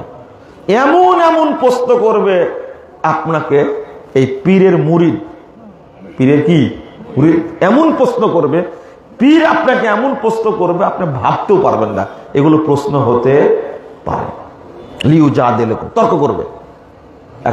একটা শুনবে না, একটা না শুনলে হবে? রাসূল সাল্লাল্লাহু আল্লাহ রাব্বুল আলামিনের পরের বাক্যটা বলছেন, আপনাদের সাবধান করছেন, ওয়াইন আতাতুমুহুম, শোনো, এই মানুষের মধ্যে যারা এজেন্ট ইবলিসের, এদের যদি তোমরা আনুগত্য করো, ফলো করো, ইন্নাকুম লা মুশরিকুন, তাহলে তোমরা মুশরিক হয়ে যাবে অবশ্যই। তাহলে মানুষের মধ্যে যারা শয়তান, তাদের ফলো করা যাবে না। কিন্তু সবাই তো ফলোয়ার, তাদের ভাইরাস বক্তার ফলোয়ার সবাই। মজা লাগে খুব শুনতে। মজা লাগবে না কেন? এত সুন্দর সুন্দর কাহিনী কয়, সব শয়তানের তৈরি করা কাহিনীগুলো বলে। ইবলিস কি কি শিখাই দেয়? একজন মুসল্লিকে প্রশ্ন করছে, আচ্ছা তো মসজিদের মেম্বারে 3টা থাক কেন? বলেন, উত্তর দেন দেখি, উত্তর দেন। মসজিদের মেম্বার কয়টা আছে? 3টা। সিঁড়ি আছে না? ইবলিসের প্রশ্ন এটা, কেন 3টা সিঁড়ি বলতে পারো? এই বুদ্ধিটা কোনো মানুষের না, কার? ইবলিসের। ইবলিস শিখাই দিছে। এই প্রশ্ন করলে ওরা কি উত্তর দিতে পারবে না। আমাকে প্রশ্ন করছে, দেখেন, আমাকে ভরা মজলিসে প্রচুর মুসল্লি আমাকে দাঁড়ায় বলছে যে আমার একটা জিনিস জানার খুব দরকার ছিল। বললাম, বলেন কি প্রশ্ন? আমি মেম্বারে বসে আলোচনা করছি, ওই সময় দাঁড়াইছে, তো বলছে যাচ্ছে ইব্রাহিম আলাইহিস সালামের নানির নাম কি ছিল? কার নানির নাম? চিন্তা করতে পারছেন কি বদের বদ? আপনাদের মাথায় এটা আসবে? আমি বুঝতে পেরেছি, ও পেয়েছে, আচ্ছা আচ্ছা, এটা কোনো ব্যাপারই না। বলছে এটা কোনো ব্যাপারই না, একটা সহজ প্রশ্ন। আচ্ছা, আপনার নানির নাম কি বলেন তো দেখি? আপনার নানির নাম কি? হয়েছে? এবার হয়েছে? উত্তর হয়েছে? আমি কিন্তু আজও খোঁজ নিইনি যে নানির নাম কি ছিল। আমি এমনি একটা ঝাড়ি মারছি, কত যুগ আগে চলে গেছে। এবার নানি, ওর খোঁজ নিয়ে আনা করতে আমি বলেছি আপনার নানার নানির নাম কি ছিল? নানার নামই ভুলে গেছি আমি। আমি বললাম যে আপনি যেদিন বলবেন আপনার নানার নানির নাম, সেই দিন আমি ইব্রাহিম আলাইহিস সালামের নানির নাম বলে দেবেন ইনশাআল্লাহ। এই খাটাস আজও আসেনি আমার কাছে, মরে ভূত হয়ে গেছে। আচ্ছা বলেন তো দেখি, এই প্রশ্ন করার কি দরকার? এর কোনো কল্যাণ আছে? হ্যাঁ, তো আপনাকে সোজা করার লোক লাগবে। তো খারাপ কথা বলবো একটা, তবে শর্ত লেগেও হাসবেন না, বুঝতে পারলেন? জায়গা মতো পড়তে হবে। এই ইবলিস গুলো তো পড়তে হবে কোন জায়গায়? জায়গা মতো পড়তে হবে। আমাকে আর একটা প্রশ্ন করেছে, আচ্ছা মেহেদির রংটা এমন কেন হলো? লালও হলো না, খয়েরিও হলো না, এইরকম রং হলো কেন? আমি বললাম যে কি বলেন, আল্লাহ তৈরি করেছে, আল্লাহ সৃষ্টি একটা। বলছে না, এটা আপনার জানা নাই। বলেন তাহলে, আচ্ছা মেহেদির রং এইরকম কেন হলো? এইরকম প্রশ্ন কি আপনার মাথায় কোনদিন ঢুকছে? এটা শিখেছে ইবলিস। তাহলে আপনি বলেন। বলছে শোনেন, মুহাম্মদ সাল্লাল্লাহু আলাইহি সাল্লামের উহুদের যুদ্ধে যে দাঁত ভেঙে গেছিল, এই দাঁত ভেঙে যে রক্ত পড়েছিল, ওই রক্ত থেকে মেহেদির জন্ম হয়েছে। আমি বললাম যে তার আগে মেহেদি ছিল না? না, ওই জন্য মেহেদির রংটা এরকম হয়েছে, নবীর রক্ত যেন সবাই ব্যবহার করতে পারে। ওরে হারামখোর, চিন্তা করতে পারছেন আপনি? আমি বললাম যে বলেন তো, ফেরাউন পৃথিবীতে আগে আসছে না মুহাম্মদ সাল্লাল্লাহু আলাইহি সাল্লাম আগে আসছে? তো আগে ফেরাউন আসছে। তা আপনি কি জানেন ফেরাউনের সময়ও মেহেদি ছিল? বুঝেননি কথা? এবার ধরাটা খাইছে। কি যুক্তিটা দিল আল্লাহ! এমনি বলে দিয়েছেন লিউজাদিলুকুম, তারা তোমাদের সাথে তর্ক করতে চায়, এই জন্য ইবলিস তাদের কাছে কি করে? ওহী করে। আল্লাহ বলছেন এদের আনুগত্য করা যাবে না, করলে তোমরা কি হয়ে যাবে? মুশরিক হয়ে যাবে। আল্লাহ যে বললেন মানুষকে মুশরিক বানায় কে? ইবলিস। মানুষকে কাফের বানায় ইবলিস। এটা তার প্রথম কর্মসূচি। ইন্নাকুম লামুশরিকুন, তোমরা অবশ্যই মুশরিক হয়ে যাবে যদি ওদের কথা মানো। সানাউল্লাহ অমিরত শরীফ রাহিমাহুল্লাহ, বিশাল এক মুনাজির, তিনি শুনলেন এক ন্যাংটা পীর, ন্যাংটা হয়ে থাকে, ওকে কেউ বুঝাতে পারে না। গেলেন বুঝাতে গিয়ে বলছে, এই তুই ন্যাংটা কেন? পীর বলছে, আমাকে ন্যাংটা বললে কেন? আমি জন্মদিনের পোশাকে আছি। এই বেকুব, তুই ন্যাংটা নাতে ওইটা কি? তো বলছে এটা আলিফ। কি বলছে? কি করার দরকার? এটা আলিফ। ধরা পড়েছে সানাউল্লাহ অমৃতসরের কাছে। গোলাম আহমদ কাদিয়ানি পারেনি তার সাথে, সেই মানুষ গেছে এই পীরের কাছে। তো বলছে এটা আলিফ, তাই না? ও, এই তাড়াতাড়ি চাকু নিয়ে আই, আলিফ বাঁচাতে হবে, কারণ আলিফে কোনো নুক্তা নাই। এবার কি হবে বলেন তো দেখি? নিয়ে আয়। তোর আলিফে নুক্তা কেন? আলিফে নুক্তা আছে? হ্যাঁ, নুক্তা বাহে আছে, নুক্তা কিসে আছে? তায়ে আছে, ছায়ে আছে। তোর আলিফে নুক্তা কেন? তাড়াতাড়ি নাই, আমরা আলিফ উদ্ধার করব। এবার কি হবে? তুমি এতদিন যাবত ন্যাংটা হয়ে বাটপারি করো আর মানুষকে ধোকা দাও, তাড়াতাড়ি চাকু নিয়ে আই, আমাদের আলিফ আমরা কেটে নিয়ে যাব। এবার কি হবে বলেন তো দেখি? লা হাওলা ওয়ালা কুওয়াতা ইল্লা বিল্লাহ। যখন বুঝলো যে সানাউল্লাহ অমৃতসরী ছাড়বে না, এই পাগল এই শয়তান, ও দৌড় দিয়ে এসে দুই পা জোড়া ধরে বলছে, আমি আর পাগলামি করব না, আমি মানুষকে ধোকা দেব না, আমাকে মাফ করে দেবে। মাফ হবে কাটার পরে। এত বলতেছে, চিন্তা করতে পারছে?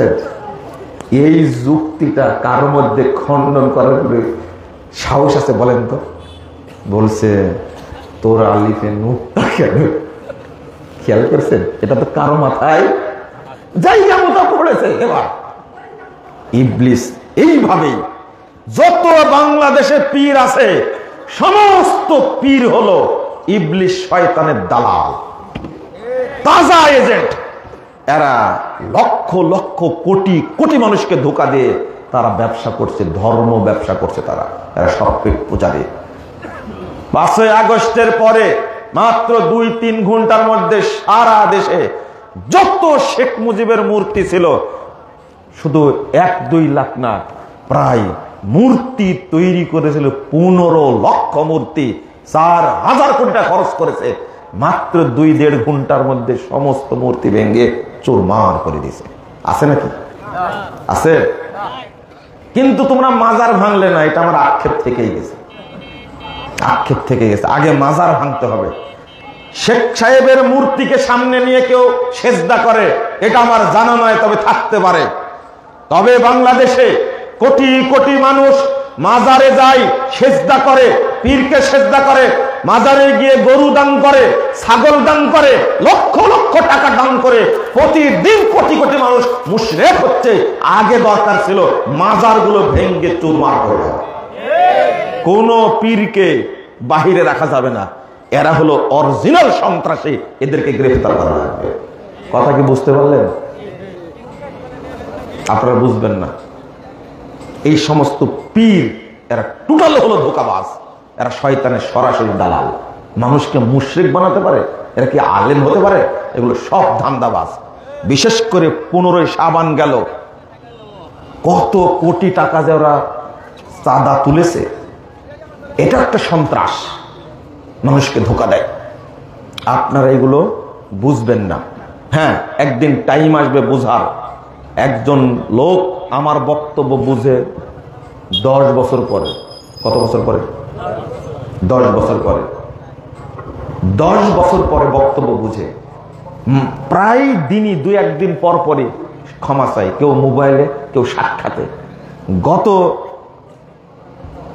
জুমার দিনে মোহাম্মদপুর আলামিন মসজিদে খুতবা দিয়ে বের হচ্ছে, একজন ছেলে, মনে হয় 25-26 বছর বয়স হবে, এরকম ছেলে গেটেই দাঁড়ায় হাত ধরে বলছে, 6-7 বছর যাবৎ গালি দিয়ে আপনাকে, আল্লাহ আমাকে বোঝার তৌফিক দিয়েছে, আমাকে আপনি মাফ করে দিয়ে।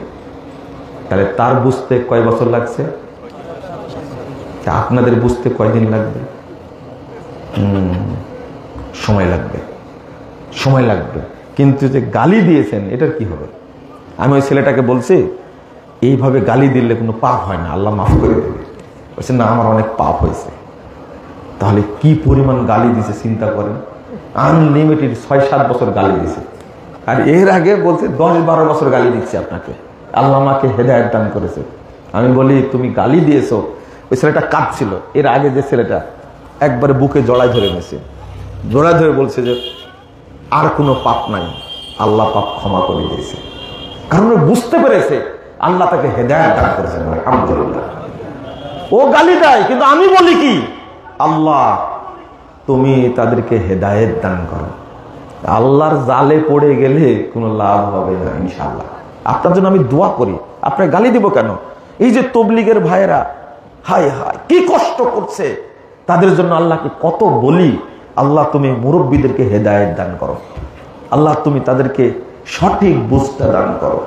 খামাখা তাদেরকে এক শ্রেণীর মোল্লা ধোঁকা দিয়ে এই পথে নামাইছে, এবং পরিবার ছেড়ে, সন্তান ছেড়ে, টাকা পয়সা নিয়ে খরচ করে শীতের মধ্যে কুয়াশা পড়ছে, ঘুরে বেড়াচ্ছে, মাথায় এক গাঁটটি, ঘাড়ে একটা, হাতে একটা, মর্দ চলছে কত সুন্দর করে, কিন্তু পুরোটাই হলো শয়তানের পথ।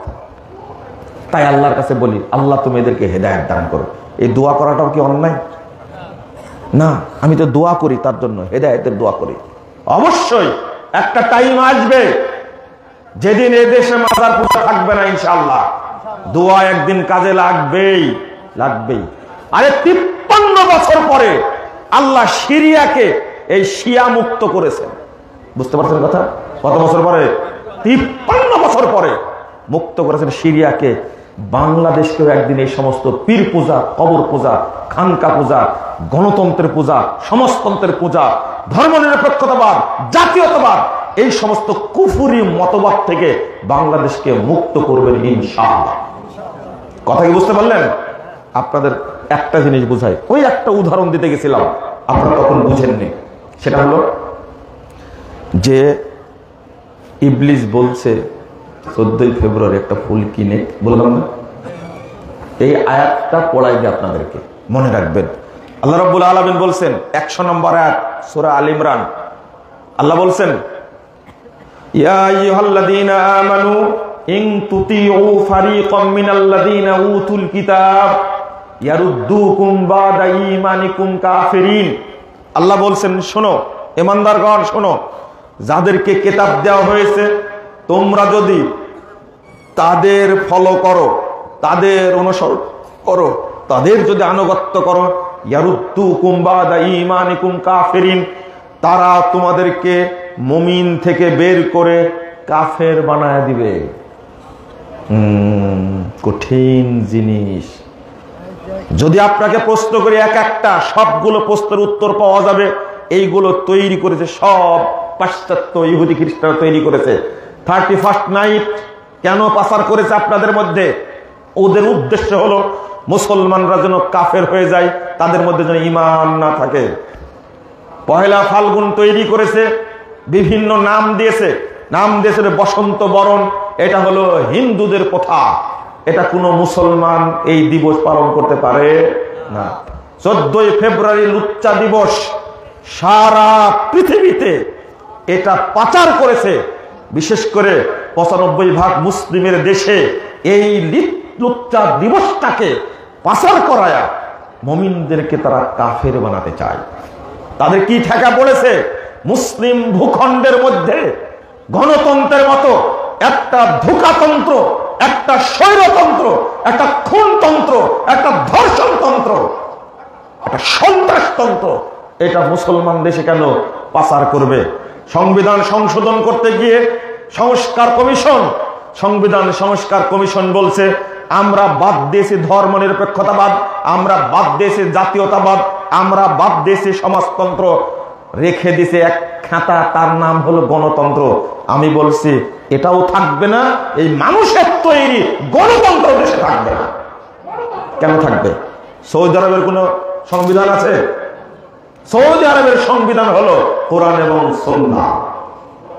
বাংলাদেশের সংবিধান কোরআন সুন্নাহ হলে কোন আপত্তি আছে? কেন থাকবে? মানুষের তৈরি। আপনার সংবিধান রচনা করার কে? আপনাকে কে অধিকার দিয়েছে সংবিধান রচনা করতে? মানুষকে সৃষ্টি করেছেন আল্লাহ। আমরা মুসলিম, আল্লাহ প্রদত্ত সংবিধান অনুযায়ী এ দেশ পরিচালিত হবে। কথা বুঝেননি? কিন্তু কোন ইসলামী দলের সাহস নাই এই কথাটা বলার। বলতে পারবে না? না বললে পিছনটা হলুদ হয়ে যাবে। কেন বলো না ভাই? বলতে পারবে না? জনগণ ইসলামী শাসন চাই। আলহামদুলিল্লাহ, ভালো কথা। ইসলামী শাসন এটা কি খানকায় নাজিল হয়? হ্যাঁ, এটাকে আমেরিকার হোয়াইট হাউসে পাওয়া যায়? ইসলামী শাসন পাওয়া যায় না ফাজাইলে আমলের মধ্যে পাওয়া যায়, তবলিগের পুঁথির মধ্যে আছে, মাজারের মধ্যে আছে। কোথায় আছে? কোরআন এবং সুন্নাহর মধ্যে। এটা স্বীকার করেননি কেন? এটা স্বীকার করবে না। আরে নামাজটা পর্যন্ত এখন পর্যন্ত শুদ্ধ করতে পারেনি, বুড়া হয়ে গেছে, দাড়ি পেকে সাদা হয়ে গেছে, এখনো আল্লাহকেই চিনে না। বলেন তো, আমার সাথে কথা বলেন, একটা কথা বলেন। কেউ যদি বিশ্বাস করে আল্লাহ আরশের উপরে আছেন, তাকে কি জেলখানায় দেওয়া হবে? মামলা হবে তার নামে? র‍্যাব কি গ্রেফতার করবে? তো আপনি এই আকীদা সংশোধন করেন না কেন? মিথ্যা আকীদা, বলছে আল্লাহ সর্বত্র বিরাজমান। এটা হলো কুফরি আকীদা। কেউ যদি এই কথা বলে সে মুসলিম না, সে কাফের। যে বলবে আল্লাহ নিরাকার, সে মুসলিম না, সে কাফের, সে মুশরিক। অথচ সে আকীদা পোষণ করছে। কেন? কেউ যদি বলে না আল্লাহর সিফাত আছে, আল্লাহর হাত আছে, আল্লাহর পা আছে, আল্লাহর চোখ আছে, আল্লাহর সিফাত, আল্লাহর আকার আছে, এই কথা যদি কেউ বাংলাদেশে বিশ্বাস করে, তার উপরে কি মামলা হবে? তাকে গ্রেফতার করবে? এটা পারেন না কেন? দাড়িটা তাল গাছের মুতার মতো করে রাখছেন আপনি, খেজুর গাছের মুতার মতো করে রাখছেন আপনি। দাড়িটা ছেড়ে দিলে আপনার নামে কি হাইকোর্টে মামলা হবে? এই বেকুব, এটা পারো না কেন? এই করার জন্য কি খেলাফত লাগবে? এই দাড়িটা লম্বা করার জন্য কি খেলাফত লাগবে? পারেন না কেন? করে দেখান তো দেখি। নিজের জীবনের উপর ইসলাম প্রতিষ্ঠা করতে পারেন না আপনি, আপনি কিভাবে অপরের উপরে প্রতিষ্ঠা করবেন আপনি ইসলাম? যারা বলছে গণতন্ত্রের মাধ্যমে ইসলামী রাজনীতি প্রতিষ্ঠা হবে, এটা হলো ধোঁকাবাজি কথা, এটা কখনোই সম্ভব না। ভালো করে শোনেন কথাটা আমার। দাড়ি রাখতে হলে আপনার নামে কি এই মান্দা থানায় মামলা হবে? ট্যাক্স দেওয়া লাগবে? রাখতে পারেন না কেন? কোনোদিন মুখে কথা বলবেন না, আর কোনোদিন বলবেন না। দাড়ি কাটা, ছাঁটা, চাঁচা, এক মুষ্টি রাখা, দাঁত দিয়ে কাটা, কেঁচি দিয়ে কাটা, যত রকম সিস্টেম আছে সবগুলো হারাম, সবগুলো ফাঁসেকি। দাড়ি ছেড়ে দিতে হবে। আপনার কানের মধ্যে ঢুকে না। আল্লাহ নবী 7টা বাক্য ব্যবহার করছেন, 7টা শব্দ ব্যবহার করছেন, সবগুলো ফরজ শব্দ। দাড়ি ছেড়ে দেওয়া ফরজ। আপনি কাটেন কেন? দাড়ি রাখলে আপনার উপর মামলা হবে না। আপনার বয়স 75 বছর, এখনো দাড়ি এমন ভাবে চাঁচেন, আপনার লজ্জা লাগে না? শরম লাগে না? আপনার কি হায়া বলতে কিছু নাই? দাড়িটাই রাখতে পারেন না আপনি। আপনি সুদ বন্ধ করবেন দেশে? আচ্ছা, আমি যদি ব্যাংকের সুদ না খাই, আমাকে কেউ বাধ্য করবে? সেনাবাহিনী বাধ্য করবে? বোঝেন কথা। আমি সুদ খাই না আলহামদুলিল্লাহ, আমার সুদের সাথে কোনো সম্পর্ক নাই। আপনি বলেন তো দেখি, আপনি তো নিজেই ব্যাংকে চাকরি করেন, সুদখোর। আপনি একটা হারাম করে একটা। সুদ কত বড় হারাম রে ভাই, কত বড় হারাম সুদ। আপনি চাকরি করেন কেন ব্যাংকে? বাংলাদেশে কয় % মানুষ ব্যাংকে চাকরি করে? আর ব্যাংকে চাকরি করবে অমুসলিমরা, মেথরেরা। বরং আপনি বলতে পারবেন বাংলাদেশে কোনো সুদী ব্যাংক থাকতে পারে না। নিজেই সুদী ব্যাংকের মধ্যে বসা। বুঝেননি কথা? তা আপনি বলেন তো দেখি, কেন ব্যাংকে চাকরি করলেন আপনি? কে বলেছে ব্যাংকে চাকরি করতে? আপনি বাংলাদেশে কোন ইসলামী ব্যাংক নাই। যাদের মাদার ব্যাংক হলো বাংলাদেশ ব্যাংক, কোন ইসলামী ব্যাংক থাকতে পারে? আপনি বলেন তো কেন চাকরি করতে গেলেন? কত কোটি মানুষ ব্যাংকে চাকরি করে। আল্লাহ রাব্বুল আলামিন যদি 18 কোটি মানুষকে খেতে দেন, আপনাকে দেবে। আচ্ছা, বাংলাদেশ যারা ব্যাংকে চাকরি করে তারা কি 1 কোটি হবে? 1 কোটি হবে? হবে না। বাকি লোকগুলোকে আল্লাহ খেতে দেয়, আপনাকে দিত না খেতে? আপনি চাকরি করতে গেলেন কেন? আপনার বাড়ি হারাম, আপনার চাকরি হারাম, আপনার যত সম্পদ তৈরি করছেন সব হারাম। আপনি ছেলে মেয়েকে পড়াইছেন এই ব্যাংকে চাকরি করা টাকা দেয়া, তাদের উপর যেন হারাম। আপনি কি জানেন? আপনাকে কে বাধ্য করেছে? আপনাকে হাইকোর্ট বাধ্য করেছে এই ব্যাংকে চাকরি করাই লাগবে? এটা পারেন না কেন? এটাকে ছাড়েন। এখানে ছাড়লে কোনো সমস্যা? আপনি আজও অফিসে যান, টাকনুর নিচে প্যান্টটা পরে, আপনাকে কে বাধ্য করলো টাকনুর নিচে প্যান্ট পরার জন্য? হুজুর, তোমার সাথে আমার সাক্ষাৎ হবে, তুমি আমাকে গালি দাও। সাক্ষাৎ হবে আল্লাহর সামনে।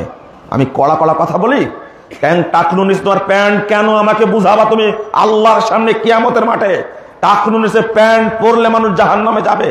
তুমি অন্তত শুনেছো 50 জন আলেমের বক্তব্য টাকনুর নিচে প্যান্ট পরা হারাম।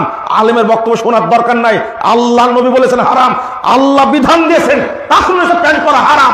তোমার বয়স 75 হয়েছে, এখনো চাকরি করো, এখনো তুমি টাকনুর নিচে প্যান্ট পরো। কেন পরো? তোমাকে কে বাধ্য করেছে? কি হাইকোর্ট বাধ্য করেছে? সুপ্রিম কোর্ট বাধ্য করেছে?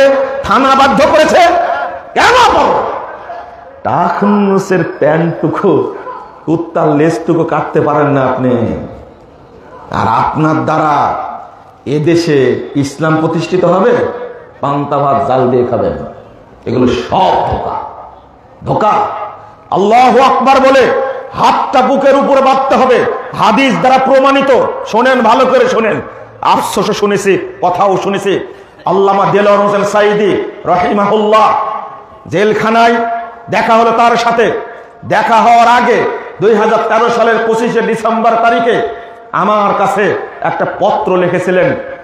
জাল হাদিসের কবলে রাসূল সাল্লাল্লাহু আলাইহি ওয়াসাল্লামের সালাত, এই বইটি পড়েছিলেন 13 সালে।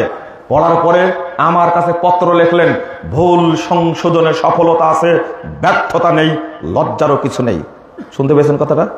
শুনছেন কি কথাটা? শিরোনাম হলো 9 পৃষ্ঠার পত্র, নিজ হাতে লিখেছেন। ভাষার শিরোনাম হলো ভুল সংশোধনে সফলতা আছে, ব্যর্থতা নেই, লজ্জারও কিছু নেই। লিখছেন এটার মধ্যে। দেখা হলো 14 সালের 2014 সালে 7ই নভেম্বর গ্রেফতার হলাম। তখন বাংলাদেশের ক্ষমতায় ছিল বেগম খালেদা জিয়া প্রধানমন্ত্রী, তাই না? হাসান আমাকে গ্রেফতার করবে না, কারণ আমি তো আওয়ামী লীগ। মুখ পোড়া, তোমার খবর আছে। ওই মামলা এখনো চলছে আমার উপরে, হাসিনা নাই কিন্তু, বুঝেননি তাই না? তাহলে মামলা খালেদায় দিয়েছে, এখন খালেদায় চালাচ্ছে নাকি? ভালো হয়ে যান, ভালো হয়ে যান, আমার কথাটা শোনেন ভালো করে। 2014 সালে 7 নভেম্বর গ্রেফতার হলাম। আমি কোন রাজনৈতিক দল করিনি, আমাকে গ্রেফতার করলো কেন? কেন? জসিমউদ্দিন রহমানের মতন আমাকেও 18 বছর 14 বছর জেলে রাখতে চাচ্ছিলেন। এই গোল্ডেন লাইফ মুজাফফরের ব্রেনটা যেন জেলখানার মধ্যে রেখে পাগল বানানো যায়, তাই না? কি কত সুন্দর পরিকল্পনা রে ভাই, এত দারুণ পরিকল্পনা। একটা ফালতু হত্যা মামলা আমার উপরে দিয়ে জেলখানায় পাঠানো হলো। কত সুদূর প্রসারী পরিকল্পনা। হাইকোর্টে জামিন নেওয়ার জন্য চেষ্টা করা হয়, এমন মামলা দিয়েছে যে লোকটা হাইকোর্টের ইমাম ছিল। বুঝলেন কথা? কত পরিকল্পনা করে কাজটা করানো হয়েছে। 14 সালে 7 নভেম্বর জেলে গেছি, 3 মাস 22 দিন একই সঙ্গে বিভিন্ন জায়গায় থেকে ডিবি অফিসে রিমান্ডে রেখে, তারপরে ঢাকা জেলখানে রেখে, তারপরে দিয়ে দিল কাশেমপুর কারাগারে 1-এ, যেখানে আল্লামা দেলোয়ার হোসেন সাঈদী সাহেব ছিলেন। রাত্রিতে গেছি, সন্ধ্যার সময় গেছি, সন্ধ্যার পরে দেখছি একটা ব্যাগ পাঠাইছে আমার কাছে। ব্যাগের মধ্যে কে যেন, মানে চাতক পাখির মতো বছরে একবার বৃষ্টি হয় এরকম।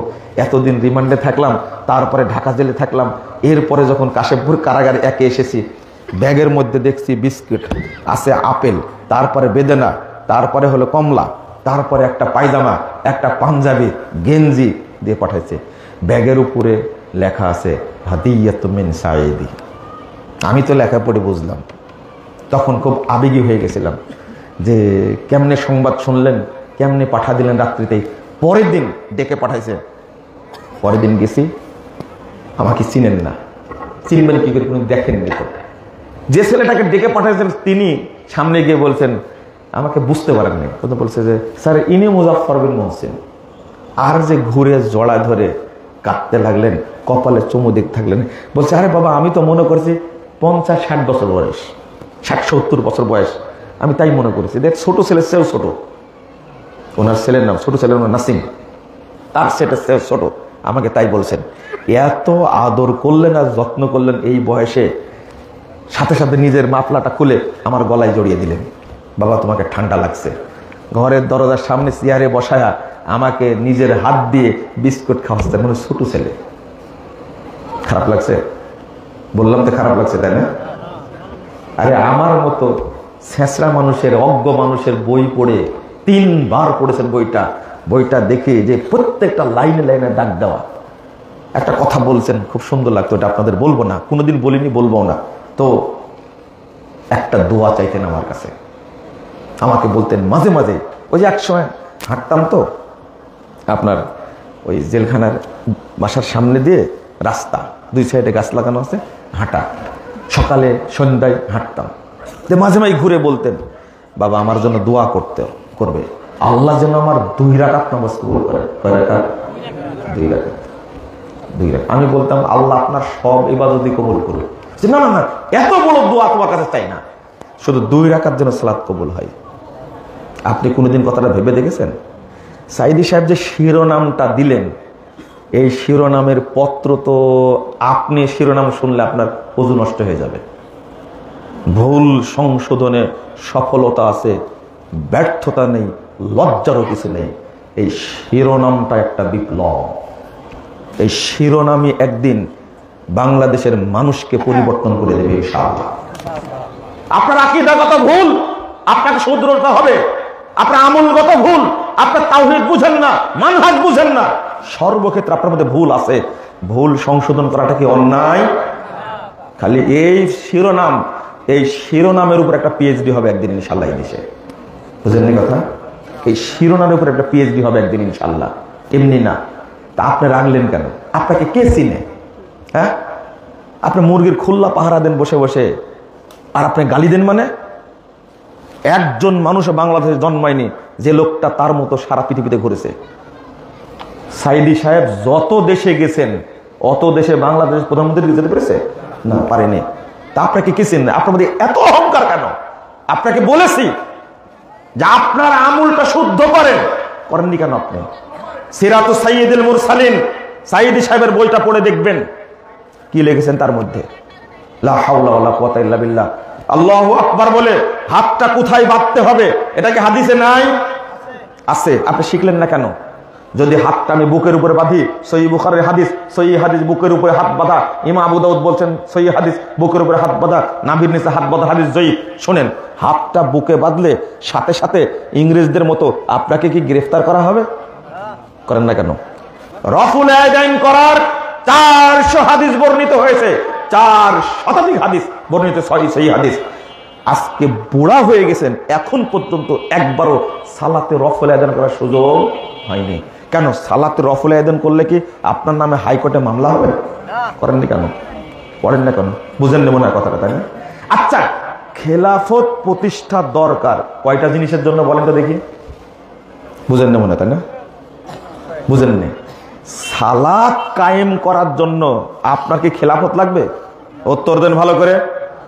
বরং সালাত কায়েমের জন্য যদি খেলাফতের ব্যবস্থা করা হয় তাহলে বাংলাদেশের বহু মানুষ রাসূলের তরিকায় সালাত করতে পারবে না। প্রমাণ দেই। সাবপুর একটা সম্মেলন বন্ধ করা হয়েছে, বৃহৎ একটা সম্মেলন বন্ধ করা হয়েছে। কেন বন্ধ করা হলো? আমি বলেছিলাম বক্তব্যে, আল্লামা মামুনুল হক কি মরে গেছে? সম্মেলন বন্ধ হবে কেন? বুঝেননি কথা? ধর্ম উপদেষ্টা একজন যোগ্যমান শিক্ষিত মানুষ, তিনি এখন উপদেষ্টা, সেই অবস্থায় থাকতে ব্রাহ্মণবাড়িয়ার মসজিদ ভেঙে দেবে কেন? বুঝেননি কথা? ও, ঘাটে ঘাটে সব মনে আছে, ভুলে একটাও যায়নি। প্রফেসর ডক্টর মোহাম্মদ আসাদুল্লাহ গালেব তিনি কি সন্ত্রাসী ছিলেন? বলেন, উত্তর দেন। সন্ত্রাসী ছিলেন? তিনি কি জিএমবি ছিলেন? 2005 সালে গ্রেফতার করে বৃদ্ধ মানুষ আমার উস্তাদ শেখ আব্দুস সামাদ সালাফি এখনো বেঁচে আছেন, চেয়ারে বসে সালাত আদায় করে। ডান্ডাবেড়ি পড়ায় সেই গোপালগঞ্জ জেলখানা থেকে ধরে নিয়ে আসছে, গাইবান্ধা জেলখানায় নিয়ে আসা হচ্ছে ডান্ডাবেড়ি পড়ায়া।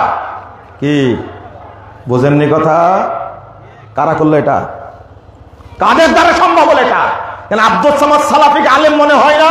প্রফেসর ডক্টর আসাদুল্লাহ গালেবকে আলেম মনে হয় না? কেন একজন আলেমকে ইসলামী মূল্যবোধের সরকার দাবি করে এই সময়ে একজন নিরাপরাধ মানুষকে জেলবি সাজানো হয়েছে, একজন মানুষকে সন্ত্রাসী বানানো হয়েছে, আলেমদেরকে গ্রেফতার করা কেন হলো? এটা কি বলা যায় না? আমি কথা কি এমনি বললাম? আল্লামা মামুনুল হক জেলখানায় গেছে, তার পক্ষে কথা বলেছি। কাজী ইব্রাহিম সাহেব জেলখানায় গেছে, তার পক্ষে কথা বলেছে। ও উলামায়ে কেরাম, ডক্টর গালেবের পক্ষে একটা কথা বলেননি কেন? তখন কি মুখে কুলু পেটেছিলেন? একজন কথা বলেছেন, তিনি হলেন আল্লামা মহিউদ্দিন খান। আমি বললাম, যদি এই দেশে ইসলামী খেলাফত প্রতিষ্ঠিত হয় আলহামদুলিল্লাহ, তবে খেলাফত হবে ইসলামী, যেটা চলবে কোরআন এবং সুন্নাহ দ্বারা। কথা বুঝতে পারলেন? কোনো ঝামেলা নাই। কিন্তু এখন কি কোরআন সুন্নাহ প্রতিষ্ঠিত হবে? আমি বলেছি আহলে হাদিসদের সাথে ঐক্য নিয়ে চিন্তা করার দরকার নাই। হেফাজতের আমিরকে বুঝান, তাহলেই হবে, তাই না? হেফাজতের আমির কি বলছে? বলছে জামাত ইসলাম কোন ইসলামী দল না। খান এবার ভালো করে, জামাত ইসলাম মওদুদুল ইসলাম প্রতিষ্ঠা করতে চায়। আমরা কোনোদিন এ ধরনের কথা বলেছি? আমাদের অল্প জনগণ কোরআন হাদিস দিয়ে বক্তব্য দিই। যদি ঐক্য হয় হেফাজত আর জামাত, কেমন হবে? ভালো হবে না? করেন না, একটু করেন, ভালো হবে। আর চরমুনায় কি বলছে? চরমুনায় কি বলছে? বাংলাদেশের কোন ইসলামী দল জামাত ইসলামকে ইসলামী দল মনে করে না। কেউ মনে করে সহ্যই করতে পারে না, সহ্যই করতে পারে না। আমরা এত বড় কথা বলি না, কিন্তু আক্ষেপ লাগে। কেন রে ভাই এইগুলো? কেন? একটা স্লোগান তুলতে হবে, বাংলাদেশের সংবিধান হবে কোরআন এবং সুন্নাহ, কোরআন এবং সুন্নাহ। আগে দরকার, আমি যে কথাটা বোঝাতে চাইছিলাম, চোরের হাত কাটার জন্য খেলাফত লাগবে, তাই না? ভালো কথা। জেনার বিচার করার জন্য কি লাগবে? খেলাফত লাগবে। আর কি লাগবে? সালাত আদায় করার জন্য একজন আলেমকে বলেছিলাম, আল্লাহ আমাকে মাফ করুক, ঘটনা ওই শুনলে হয়তো লজ্জা পাবেন। পিস টিভিতে আলোচনা করতে যাচ্ছে, হোটেল থেকে একটু দূরে, একসঙ্গে দুইজনা। আমি বললাম যে বড় আলেম শেখ আপনি রফুল আয়দান করে সালাত পড়েন না কেন? বুঝতে পারলেন কথা? তখন বলছে আমি চেষ্টা করছি মানুষকে যেন এটা বুঝে, এখনই যদি রফুল আয়দান করি তাহলে মানুষ তো আমার ওয়াজ শুনবে না, মনে করবে আহলে হাদিস। কি বলবে? আহলে হাদিস। শোনেন শোনেন, আমি বলছি যে আপনি যখন বাড়িতে ঘরের মধ্যে তাহাজ্জুদ পড়েন তখন কি রফুল আযান করেছেন? কোনোদিন করেছেন? বুঝেননি কথা? আমিও ধরেছি সেইভাবে। তখন আমার হাত ধরে বলছে মুজাফফর বিন মুহসিন এত মানে কড়া মানুষ, নাসল বান্দা। আমি বললাম না, এটা আজকে আপনি বলতে হবে। হাসতে হাসতে খালি উড়াই দেয়, এটা বলতে হবে। আপনি যখন তাহাজ্জুদ পড়েন সেখানে তো বউ থাকে না। অধিকাংশ যারা তাহাজ্জুদ পড়ে রাত্রিতে তারা কিন্তু নিজের ঘরে পড়ে না, এটা জানেন? কারণ তাহাজ্জুদ পড়তে গেলে কাঁদে মানুষ, দীর্ঘক্ষণ সেজদায় থাকে। এটা বউ তো মানুষ গল্প করে মানুষের কাছে করবে না। তাহাজ্জুদ যারা পড়ে তারা একাকি পড়ে। আমি বলছি ওই জায়গাতে কেউ থাকে না। আপনি যখন পড়েন একাকি সালাত পড়েন তখন কি আমিনটা জোরে বলেন? কেউ না শুনুক, কোনো মুসল্লি নাই। বলছেন না মুজাফফর বিন মুহসিনের সাথে পারা যাচ্ছে না, পারা লাগবে আজকে। আমি ধরেছিলাম কঠিন ধরা, যেহেতু সম্পর্ক হবে না, হবে না। ওইটা বুখারি পড়া, পড়ানো আর সহি বুখারির উপরে আমল করা এক জিনিস না, অসম্ভব। মুখে বলা যেতে পারে আসাহুল কুতুব বাদা কিতাবিল্লাহ আস-সহিহুল বুখারী, কথা বলা যেতে পারে কোরআনের উপরে সবচেয়ে শ্রেষ্ঠ কিতাব হলো সহিহ বুখারী, বলা যেতে পারে, কিন্তু আমল করা সম্ভব না। আহলুল হাদিসরা সেটা আমল করতে পারে, আলহামদুলিল্লাহ, আলহামদুলিল্লাহ। আকীদার কথা বলেন, তাওহীদের কথা বলেন, টিকবে না। চ্যালেঞ্জ করলাম, একজন বক্তা বলুক তো দেখি, কার মুখে শুনলেন একজন ভাইরাস বক্তা বলছে মাজার পূজা হারাম, কবর পূজা হারাম, মাজারে টাকা দিলে, মাজারে সেজদা দিলে সাথে সাথে কাফের হয়ে যাবে, মুশরিক হয়ে যাবে।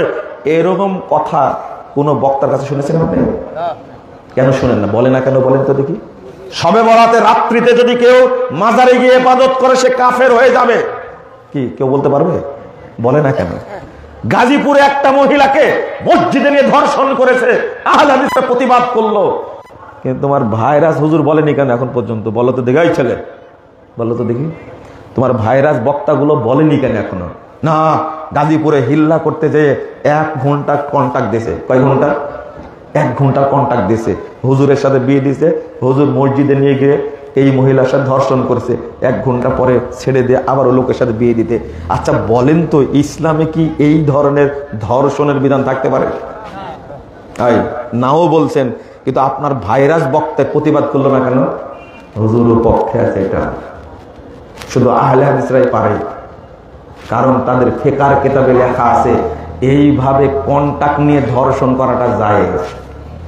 বুঝেননি কথা? কত ওয়াজ শুনেন, এটা শুনেন না কেন? কত ওয়াজ শুনেন, এটা শুনেন না কেন? আমার প্রশ্ন, শোনেন, ইবলিস মানুষকে এইভাবেই ধোঁকা দিচ্ছে, আমরা বুঝতে পারছি না। এই দাওয়াতি কাজ আপনাদেরই করতে হবে। এইভাবে চালাচ্ছে, বলতে থাকছে, একদিন টাইম আসবে ইনশাআল্লাহ এদেশের মানুষ বুঝবে, ইনশাআল্লাহ বুঝবে। হাজার হাজার লোকের আমার দরকার নাই, একটা লোক হেদায়েত পেলে তার নেকি পাবো ইনশাআল্লাহ। আমার ওই টার্গেট নাই। তাই যেটা সত্য সেটা বলতে হবে। এটা শিরিক, এটা করা যাবে না। এটা বিদআত, এটা করা যাবে না। এটা সহিহ হাদিস, এটা আমল করবেন। সালাতের মধ্যে ইবলিস যতগুলো আমলের জন্ম দিয়েছে, এই জন্য সালাতটা কি হয়ে যায়? বাতিল হয়ে যায়। সালাত পড়ে কোনো উপকার হয় না, সালাত পড়ে কোনো লাভ হয় না। রাত হয়ে গেছে, আপনাদের কষ্ট দিয়েছি, আপনারা আমাকে মাফ করবেন। শেষে একটা কথা বলি, আল্লাহ যেন আমাদেরকে জান্নাতুল ফেরদাউসের জন্য কবুল করে নেন, বলুন আমিন। আল্লাহ যেন আমাদেরকে মৃত্যু পর্যন্ত সিরাতে মুস্তাকিমে থাকার তৌফিক দান করেন, আমিন। আমাদের প্রোগ্রাম আগামী 20 এবং 21 ফেব্রুয়ারিতে, হয়তো পোস্টার আপনারা দেখেছেন, দাওয়াত থাকলো, আপনারা যাওয়ার চেষ্টা করবেন। আগামী 20 এবং 21 ফেব্রুয়ারি দেশে এবং দেশের বাইরে শীর্ষ আলেম তারা আসবেন, বক্তব্য দিবেন। এই কাজ করতে গিয়ে দেরি হয়ে গেছে, আসতে একটু সময় লেগেছে, তবু এসেছি, আলহামদুলিল্লাহ। আমার জন্য আপনারা দোয়া করবেন, আল্লাহ যেন আজকের এই মাহফিলকে কবুল করেন, আমিন। আল্লাহ যেন এই দেশটাকে তাওহীদের দেশ হিসাবে কবুল করে নেন, আমিন। যারা শিরিক বিদআত করছে, জাহিলিয়াতের সাথে জড়িত, আল্লাহ তুমি তাদেরকে হেদায়েত দান করো, বলেন আমিন। দোয়া পড়েন, সুবহানাকাল্লাহুম্মা ওয়া বিহামদিকা আশহাদু আল্লা ইলাহা ইল্লা আনতা আস্তাগফিরুকা ওয়া আতুবু ইলাইকা। ওয়াসসালামু আলাইকুম ওয়া রাহমাতুল্লাহি ওয়া বারাকাতুহু।